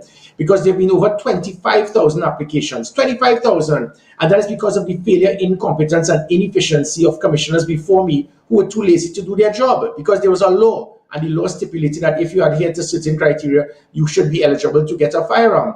And because of that backlog, I was able to change it from 500 odd a year that the others were providing to about 2,000. And that 2,000, half of it would have been to law enforcement officials, past and present, who needed it because of our backward process where you're a police officer or prison officer. When you leave duty, you have to keep the weapon remains at the station, and then you go home and you can be targeted and your family can be targeted. That became a problem. So in that 1,000, 1,200 odd that I would be given to civilians every year, that is out of 25,000. So that would have taken me more like 25 years to deal with the backlog based on the pace that I was going at. Presently, Ula Christopher is going at 100 per annum. So it'll take 250 years to deal with those who have just applied. And out of that, it meant that I would have given out 0.3% of the population firearms. 0.3%. And this man has the audacity, Keith Rowley, to state that this was given to everyone. 0.3% is everyone. It's obvious Keith Rowley did his maths he studied maths in August. To have the audacity to say that that was being given to everyone. And in those 7,000 that were issued, not one was lost, not one was stolen, not one was used for a crime during my 3-year period. The lies that he stated about 100 of these legal firearms were used for crimes. I ask you all, Trinidad and Tobago, you're aware, how many times have you heard someone with a legal firearm commit a crime? Virtually non-existent.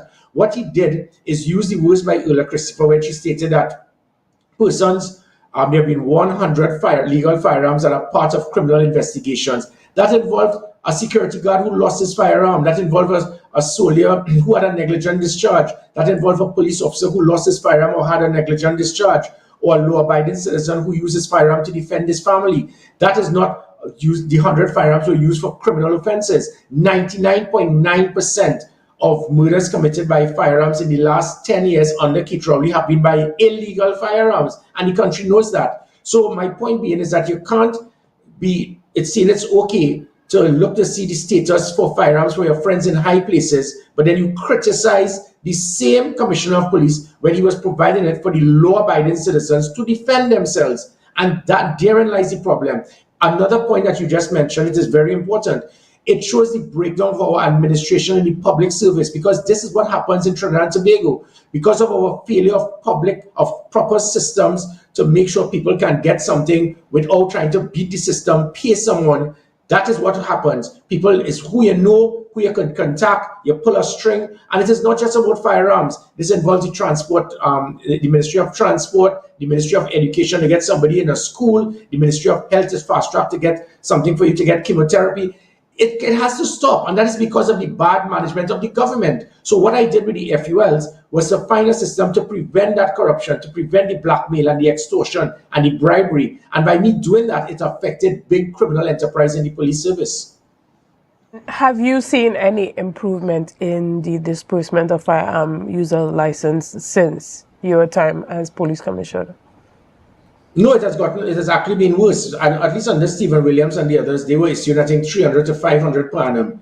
And if they continue along that line, I said that would have taken about 80 years to complete the 25,000 applicants. I was going at 2,000 per annum, which meant it would have taken just about, could be 15 to 20 years to deal with the backlog. Ula Christopher has now put it down to 100 per annum. So it will take 250 years for all 25,000 applicants to even get an answer.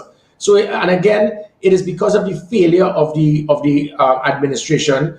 Ula Christopher stated she's too busy, she has too many things to do. And that is why, because of commissioners before and after me, the state has been sued left, right, and center, tens of millions of taxpayers' dollars being lost with lawsuits because of the failure of commissioners of police to adhere to their responsibility as a commissioner. When someone applies for a firearm, have the manners, have the basic courtesy, have the professionalism, do your work, pull up your sleeves and stop being lazy, and either tell persons you are not entitled. There are many people I rejected, many. So that is the truth. Because I work hard. I was working 20 hours a day, 7 days a week as a commissioner. I would spend about 8 to 10 hours on a Saturday to deal with the backlog. It's the same thing I did as Minister of National Security with the backlog of work permits. We have 120,000 persons who are in this country illegally because they've overstayed their time, and many of them have their applications in the Ministry of National Security, but you have a lazy minister that doesn't want to deal with it. And those are the things that cause the corruption, because the persons now will try to find some immigration officer, somebody in the ministry, pay them something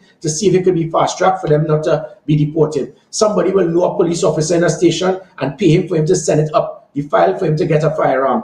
So what I was doing was cleaning up the corruption, and because of that, certain persons in the criminal underworld, in the police service, as few as they may be, had the ears of the politicians. We have to get rid of Gary because he's mashing up big business. Corruption is something that is rampant in this country, and part of it has to do with because of the failure of our administrative process. If the administrative process is efficient, effective, and those who hold that office will do their job and not be lazy like Earl Christopher, then you wouldn't have the situation of persons trying to pay bribes and blackmail and extortion to get firearms, to get something in the Transport Commissioner's office, to get a document, to get something in the Ministry of Health, to get your child in a school. If we do the administration right, the corruption will be diminished. Are there any policies that you recommend to help to decentralize that power where firearm users' licenses are concerned? Do you think that there should be a unit that could be set up that tackles directly with issuing the licenses, that can deal with that backlog, as opposed to having one police commissioner whose responsibility is to go through 25,000 applications? Well, no, it's not that I was going through 25,000 applications. Let me clarify, but what you're spot on, that's exactly what happened before me. Persons were applying, and the only person who had the authority, really and truly, would have been some sergeant or superintendent or corporal in a station that can block it. So it showed the ignorance of Keith Rowley when he said that Gary Griffith was overriding the decision made by some people, because some of these police officers were involved in the corrupt activity. We had persons applying for 10 years and their application would remain at the police station. So the corruption took place there. And the reason they were rejected is to tell the person there's no threat to your life. It shows the ignorance of those police officers, because there was nothing in an application for firearms that can use that as a criteria, as a concept to deny the person, because that person will take me to court. He will go to the police appeal, to the firearm appeal board, which is there if it is that you're rejected. And then the firearm appeal board will say, where in the law gives you the authorization to reject the application because there's no threat to your life? No, there's background check that is done, there's psychometric testing, there's due diligence. The officers go to the home, you check to make sure the person is of sound body and mind, he has no criminal record, he has no DUI, there's no domestic violence situation.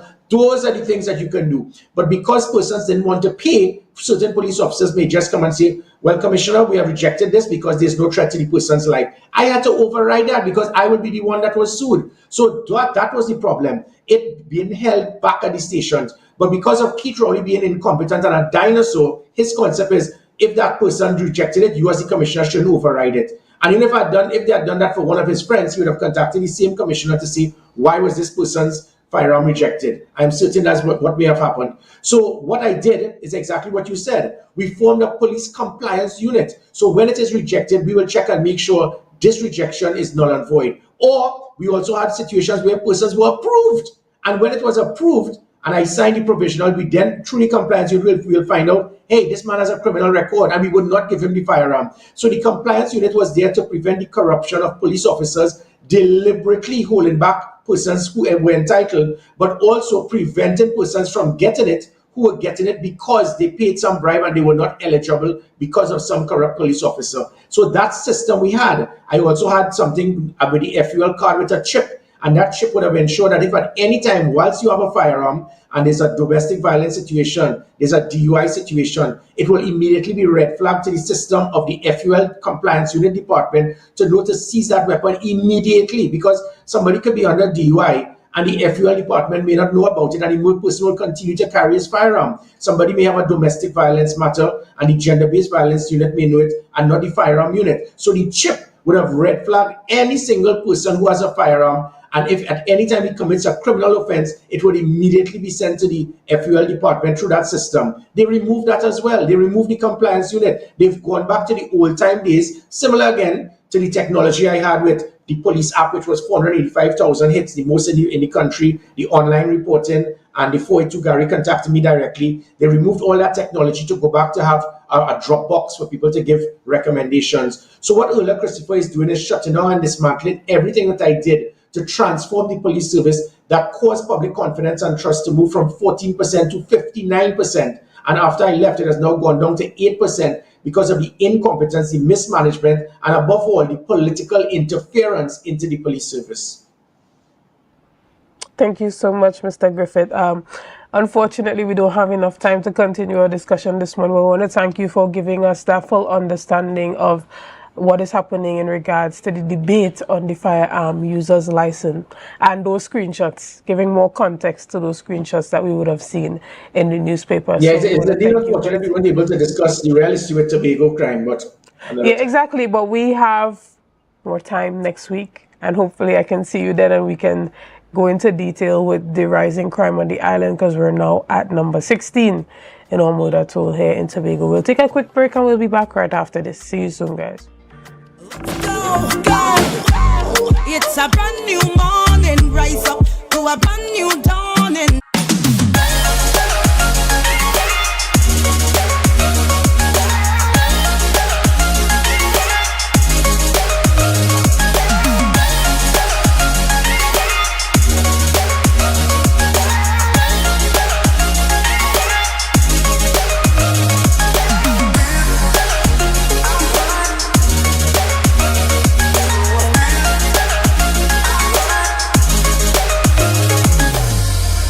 Get your quality furniture and appliances at Standards. Frigidaire gas range $599. Serta base and mattress $1,899. RC 50-inch smart 4K TV as low as $2,599. Yes, at Standard. Nobody beats us on price. Believe it.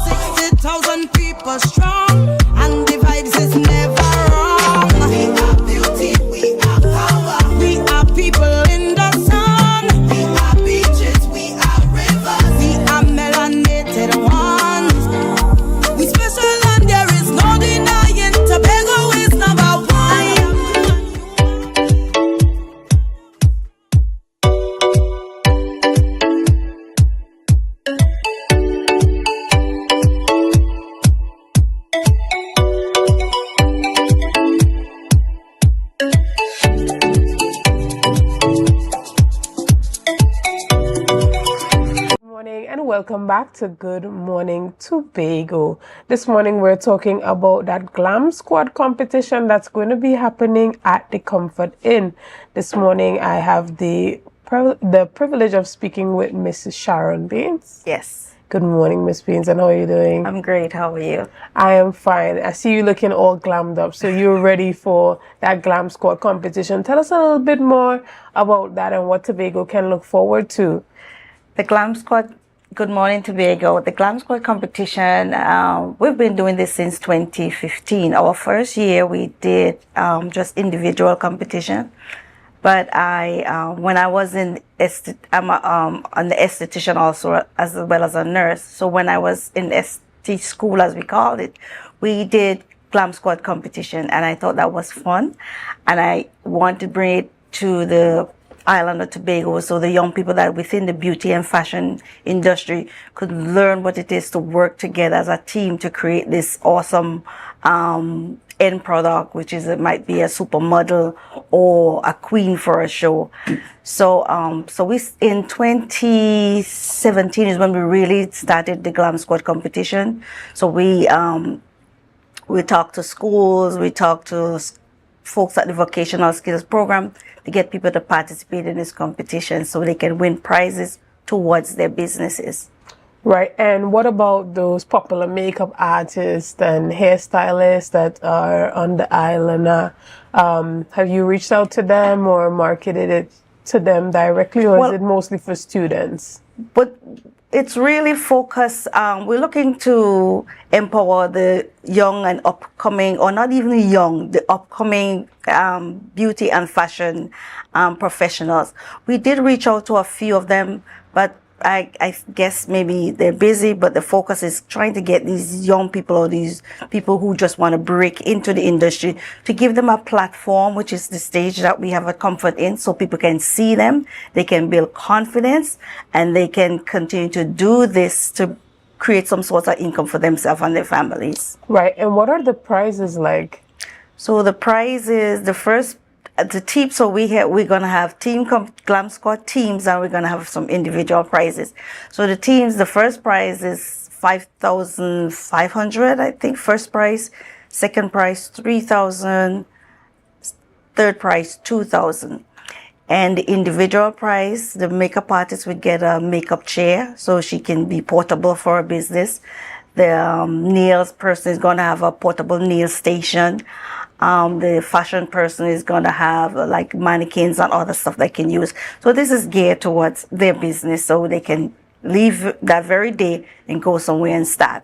We also have created a spa environment up in town, so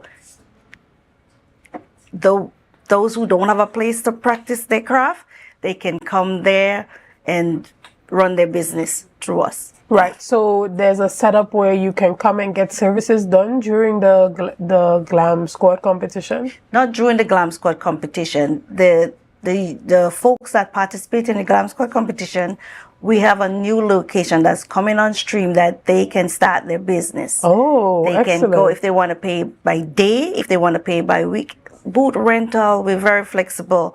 We're trying to get the young people to get started without focusing on the terrible overhead that they may not be able to afford getting started out the gate. And where is the location? The location is on Main Street, Scarborough. Don't ask me the right address right now, but I'm going to make sure we get it at the night of the event. Okay, great. And so do you have space? You have space there for how many persons? We have space for 4 beauticians, 2 nail techs, and 1 makeup artist. We are creating a bridal room, so because we're gonna make it open for people who want to do bridal parties, birthday parties, whatever. So we're gonna have that bridal room and we have like a shower area, so people could come have fun parties. So is it that persons have to win a spot at the salon? No, or they would submit a proposal? The salon is basically an extension for the young people to let them know that they have a place that if right now all they're doing is working from home and they want to present a professional look, they can come and use the salon. When they're there, it's their space. That's excellent. And so tell us about what really, you said that when you went to esthetician school, you saw them having the glam competition and you wanted to bring it to Tobago. But who are some of the other individuals who are behind this? Well, when you go to esthetician school, usually the school would have like barbers, nail techs. The makeup is part of the aesthetic program, and they'll pull the students together and say, this is what they was like.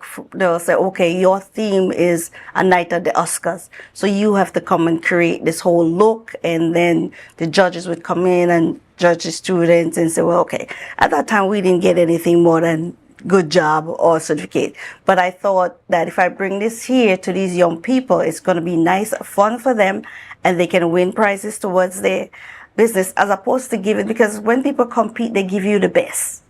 And this is what I want them to bring to their clients every day. Bring your best. So that's one of the reasons why I brought it. So are you the only person behind this initiative? Please, Who are the no. other persons behind this? So we have Cassie Jacob, she was one of our participants in 2022. She's a makeup artist. Of course, we have Natalie Joseph Douglas, who's been with us since 2015, sorry. She's our glam queen. We have Amarissa Williams, who was part of the program in 2019. That's just the glam squad. But we used to do, all years gone by, we did the Tobago Health and Beauty Expo. This year, because of the hurricane, I did move stuff. So we have other people, we have teachers, we have a nurse, we have a big team. Okay. And have you thought about maybe incorporating the heritage queens as some of the models for the competition? No, I haven't thought about it, but models could come from anywhere. Okay. We had Cariel Ramsden, if I say her name right.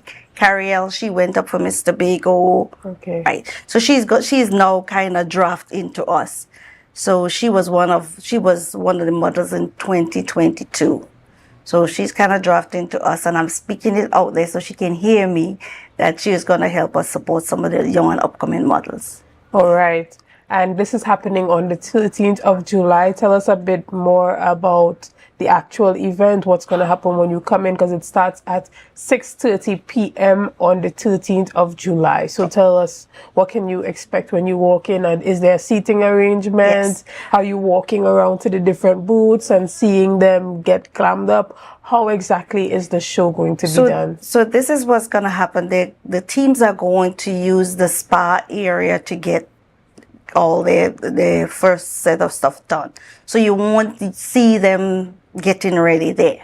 But when you come in there, we have our theme this year is Under the Sea. So we'll have all this blue, white, all this nice stuff on the sea. So when you come in, you'll have the reception area. And that's mainly for people the teams who haven't registered. They go register there. You will see the prizes for them. On that night, Comforting is also going to have the barbecue. So there'll be barbecue in the back. So we have all these things happening at the same time. The seating is going to be relaxed, comfortable. You come in, we start the show, present the models, and we're probably going to have some entertainment in between. It's just a fun family evening. I was just about to ask that. So it is an event that the whole family can come to. And it's free. And it's free. Guys, you heard it here. It's free, and it's something that the entire family can do. And it's a great idea for a date night if you're looking for something to do.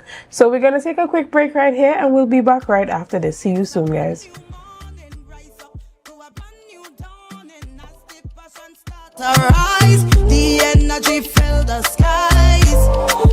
Tobago Glass Supplies has been a leading name for over 37 years in the glass and aluminum market in Tobago. We provide an extensive range of high-quality, innovative aluminum and glass products for commercial and residential use. Competitive prices with superior and professional services by committed employees who are guided by rigid quality standards. Tobago Glass Supplies specializes in the manufacture and installation of glass and aluminum products that are essential to today's homeowners and the business environment. We are engaged in marketing, sales, and installation of a variety of products. These ranges from windows and doors to necessities such as mirrors for homes and vehicles, designed and manufactured in-house or imported.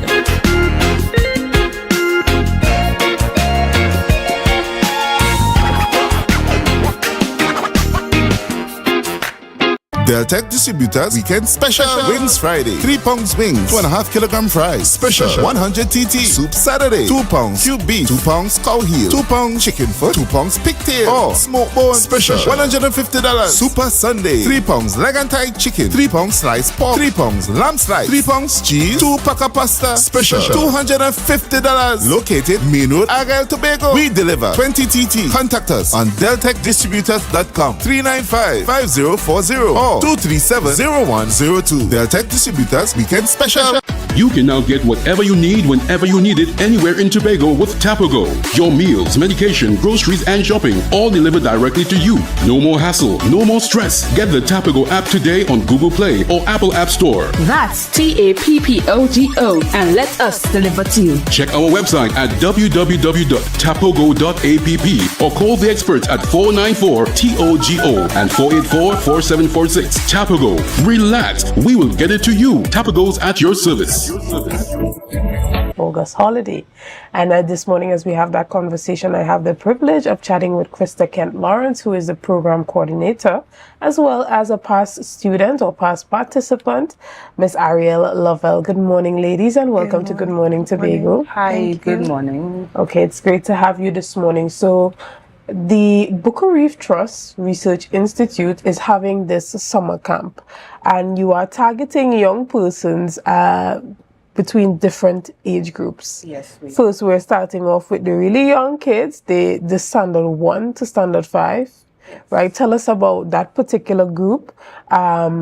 What are they going to be exposed to during the camp? All right, so the standard 1 to standard 5 students, the program Season and Science, we expose them to the marine sciences through different activities. So we would have them going out to the reef, and we would also have storytelling, have professionals in the field come in and speak with them. So it's a week of activities, and we try not to keep them too much inside. As much as we would have the theory portion of it, we know they are children, they love to play, so we would also balance it between the theory and also practical portions.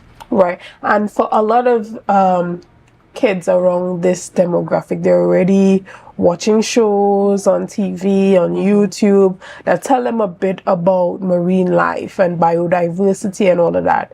But now they're actually getting to see it in person, getting to touch it. Yes. What is the immersive experience that you're creating that allow them to see, feel, and interact with some of the animals? Right. So when we go out to the reef, we don't actually stop and snorkel on the reef because of their size, but we stop at the nylon pool. They get to come out. Outside of that, we also have a bit of tidal pool exploration. So in those areas, we have them go out and walk about. In the last cycle, we were able to see some sea urchins, some different colored ones. They were really excited about that. A few of them were brave enough to actually hold it, which is amazing. We also saw some different like Christmas tree worms and those kind of things. So they have the opportunity to actually go into the environment and see it. Right. And they are actually going to be exploring the Booker Reef. Now, a lot of parents might be thinking, do I have to be there with them when they're going out on the reef, or would they be adequately supervised by enough adults? Would they have their life jackets on? Tell us about that. Yes, so they will be supervised by adults. However, we do encourage parents to join us for the reef tours, just because some children may not be that comfortable, and having a parent there would be awesome. And yes, we do provide life jackets, and the boat that we use, they also provide us with life jackets. All right, but that's not the only thing. There's also another group. There's the group from the first form to third form, as well as the fourth form to fifth form students, right? Mm-hmm. So tell us about that age group, that high schooler. Right, so this experience is much more immersive and hands-on. And myself being a past participant, it has been awesome. So we start them off with all the marine-based activities in the first week. So they would do snorkeling at Mount Irving. We would go out to the Booker Reef. We would also do mangrove walks, turtle watching, and this year we are actually adding a bioluminescence tour at night. They are also exposed to scuba diving, an introductory course. And in the following week, they would have a hike at the Mainridge Forest Reserve, and they would also go across the Little Tobago and another hike there. And outside of those outside activities, we also have where they would learn more about conservation, beach cleanups in some places, and also meeting professionals in the field. So in the theory portions that we have, we actually try our best to get actual professionals to come in and talk about it. So we have topics like marine archaeology, deep sea biology. So all those things, they have that opportunity to be exposed to. And since the inception of the program, we've had over 1,000 participants, and a good bit of them, myself included, and Ariel, we have gone on into the marine field, if it's not directly working there, but experiences or working alongside institutions that promote it. Right. And Ariel, when was your first interaction with the Sun, Sea and Science Camp, and what cohort were you a part of? So myself and Krista would have been a part of the 2018 cohort of Season on Science. This was after it was on a bit of a hiatus, so it was the relaunch of the program, and it was a big relaunch. The 2 weeks were filled with some really amazing experiences. The program now is fairly similar to what we would have done. Well, they get in the bioluminescence store, which I would have loved to done, but it was really a really amazing experience. I oftentimes give credit to the Booker Reef Trust and to Season and Science for kind of steering my professional path. I went in with an interest in marine biology and stuff, and now it kind of shifted to environmental science, but I was exposed to the other fields of marine conservation and environmental sustainability through the Season and Science program. So this would have helped you to select your major? Yes. Okay, and are you still studying? I'm starting this fall. Okay, you're starting where exactly are you going to study? I'm going to be attending the University of Arizona through their online program. And you have chosen to do environmental science? Yes, environmental science with an emphasis on soil, air, and water. That's excellent. So this science camp also provides an opportunity for a lot of young persons who may not necessarily know what areas they want to get into or where they want to study, or they just have a broad interest in wildlife, and this can help to maybe narrow that focus a bit. So tell us about where some of the past students are for today. Most of them that you know, some of your friends that you interacted with, have most of them gone into marine biology? Tell us a bit about that. So some of them would have gone right into marine biology. There are a few others that would have come before me that not marine aligned but environmental aligned, and they would have gone on into that field. Myself also, while I'm not necessarily within the marine biology space, I'm in the educational portion of the environmental field and marine field. Okay, so you are teaching? Yes. Outside of this? Yes. And you're enjoying it? Definitely. Who is your core target audience? I see that you put like the forms. So is it that you have interacted directly with the schools to send out the information for them to get students enrolled for the summer? Unfortunately not. We weren't able to contact the schools in time, at least before school was finished. We would have contacted teachers that we would have known within some of the institutions to share. But in terms of sending it out directly to the schools, no. Oh, that's unfortunate. But how many students are you able to facilitate?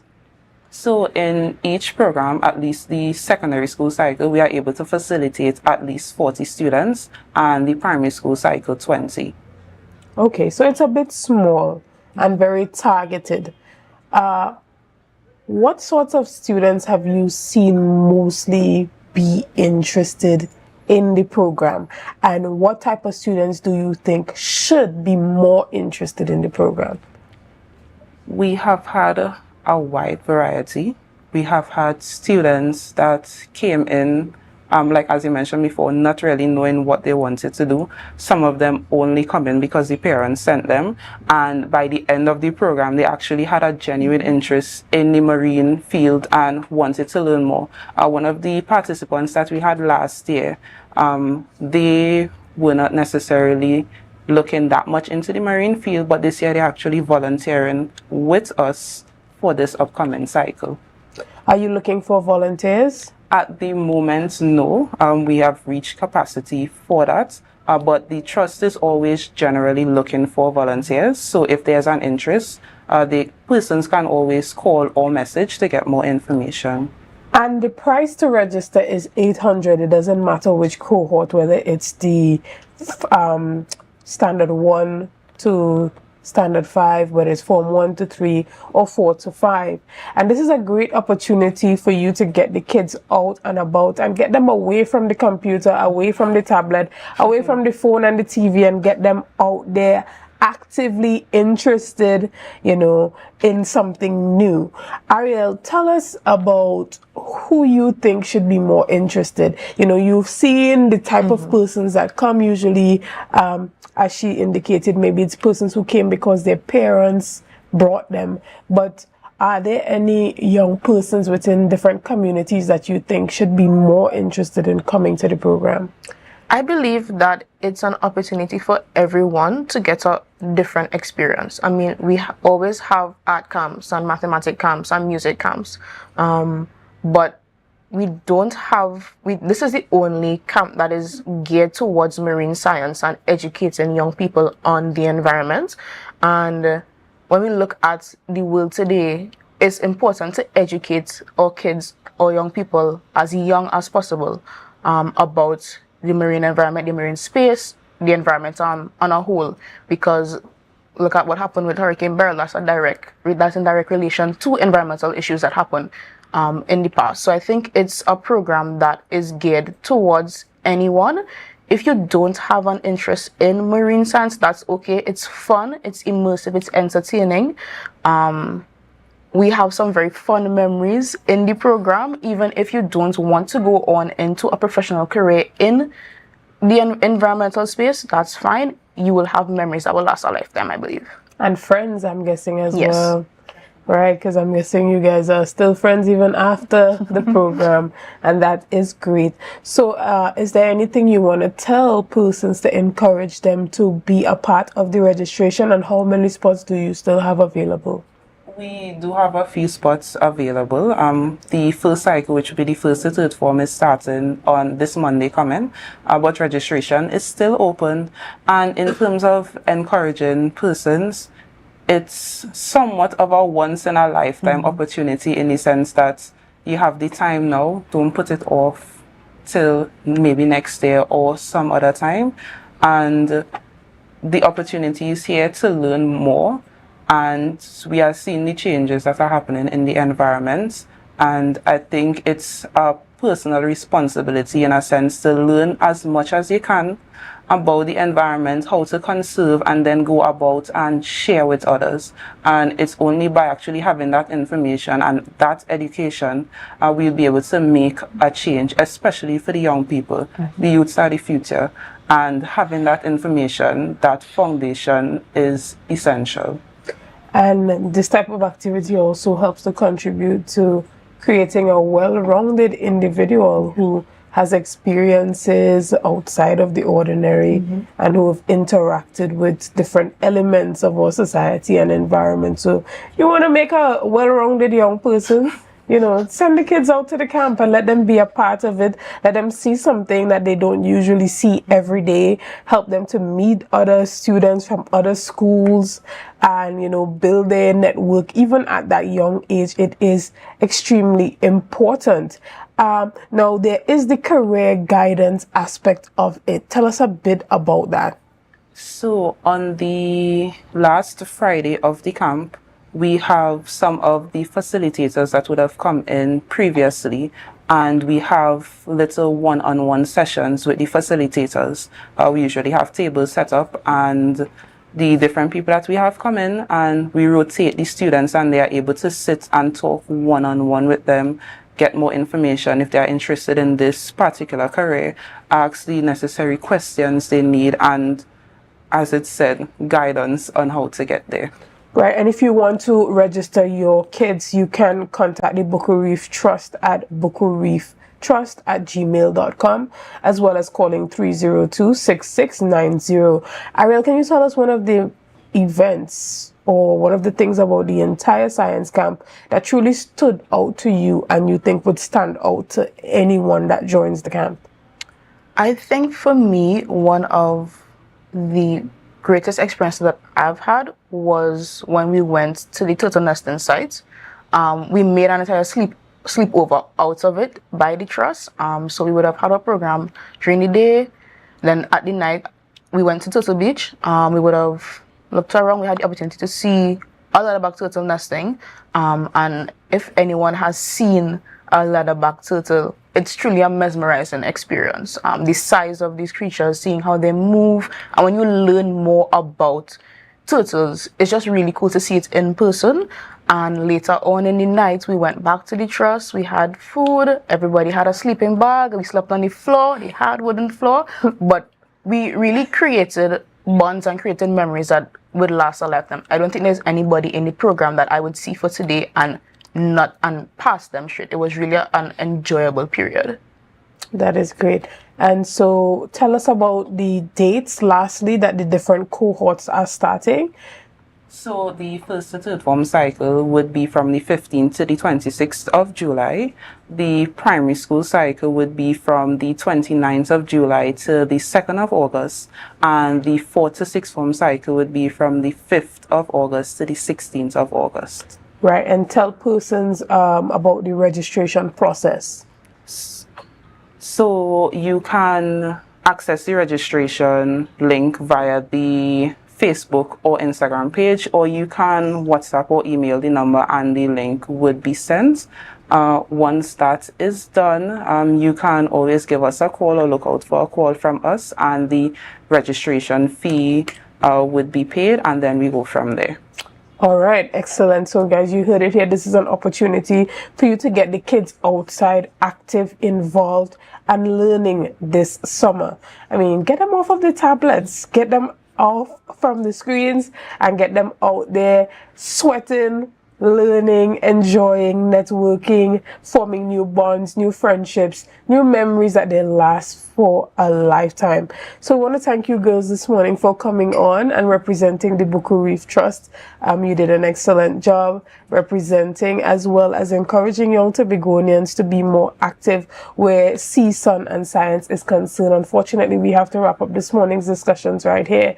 As we come to the end of our program, we want to thank you guys for being with us this morning. Thank you for liking, sharing and commenting, and thank you for all that you have been doing to make Tobago Updates the #1 broadcaster on the island of Tobago. And as we log out, we're going to leave you with these flyers so that you can contact the Buku Reef Trust and make sure that some young person that you know is a part of this Sun, Sea and Sand Camp this summer.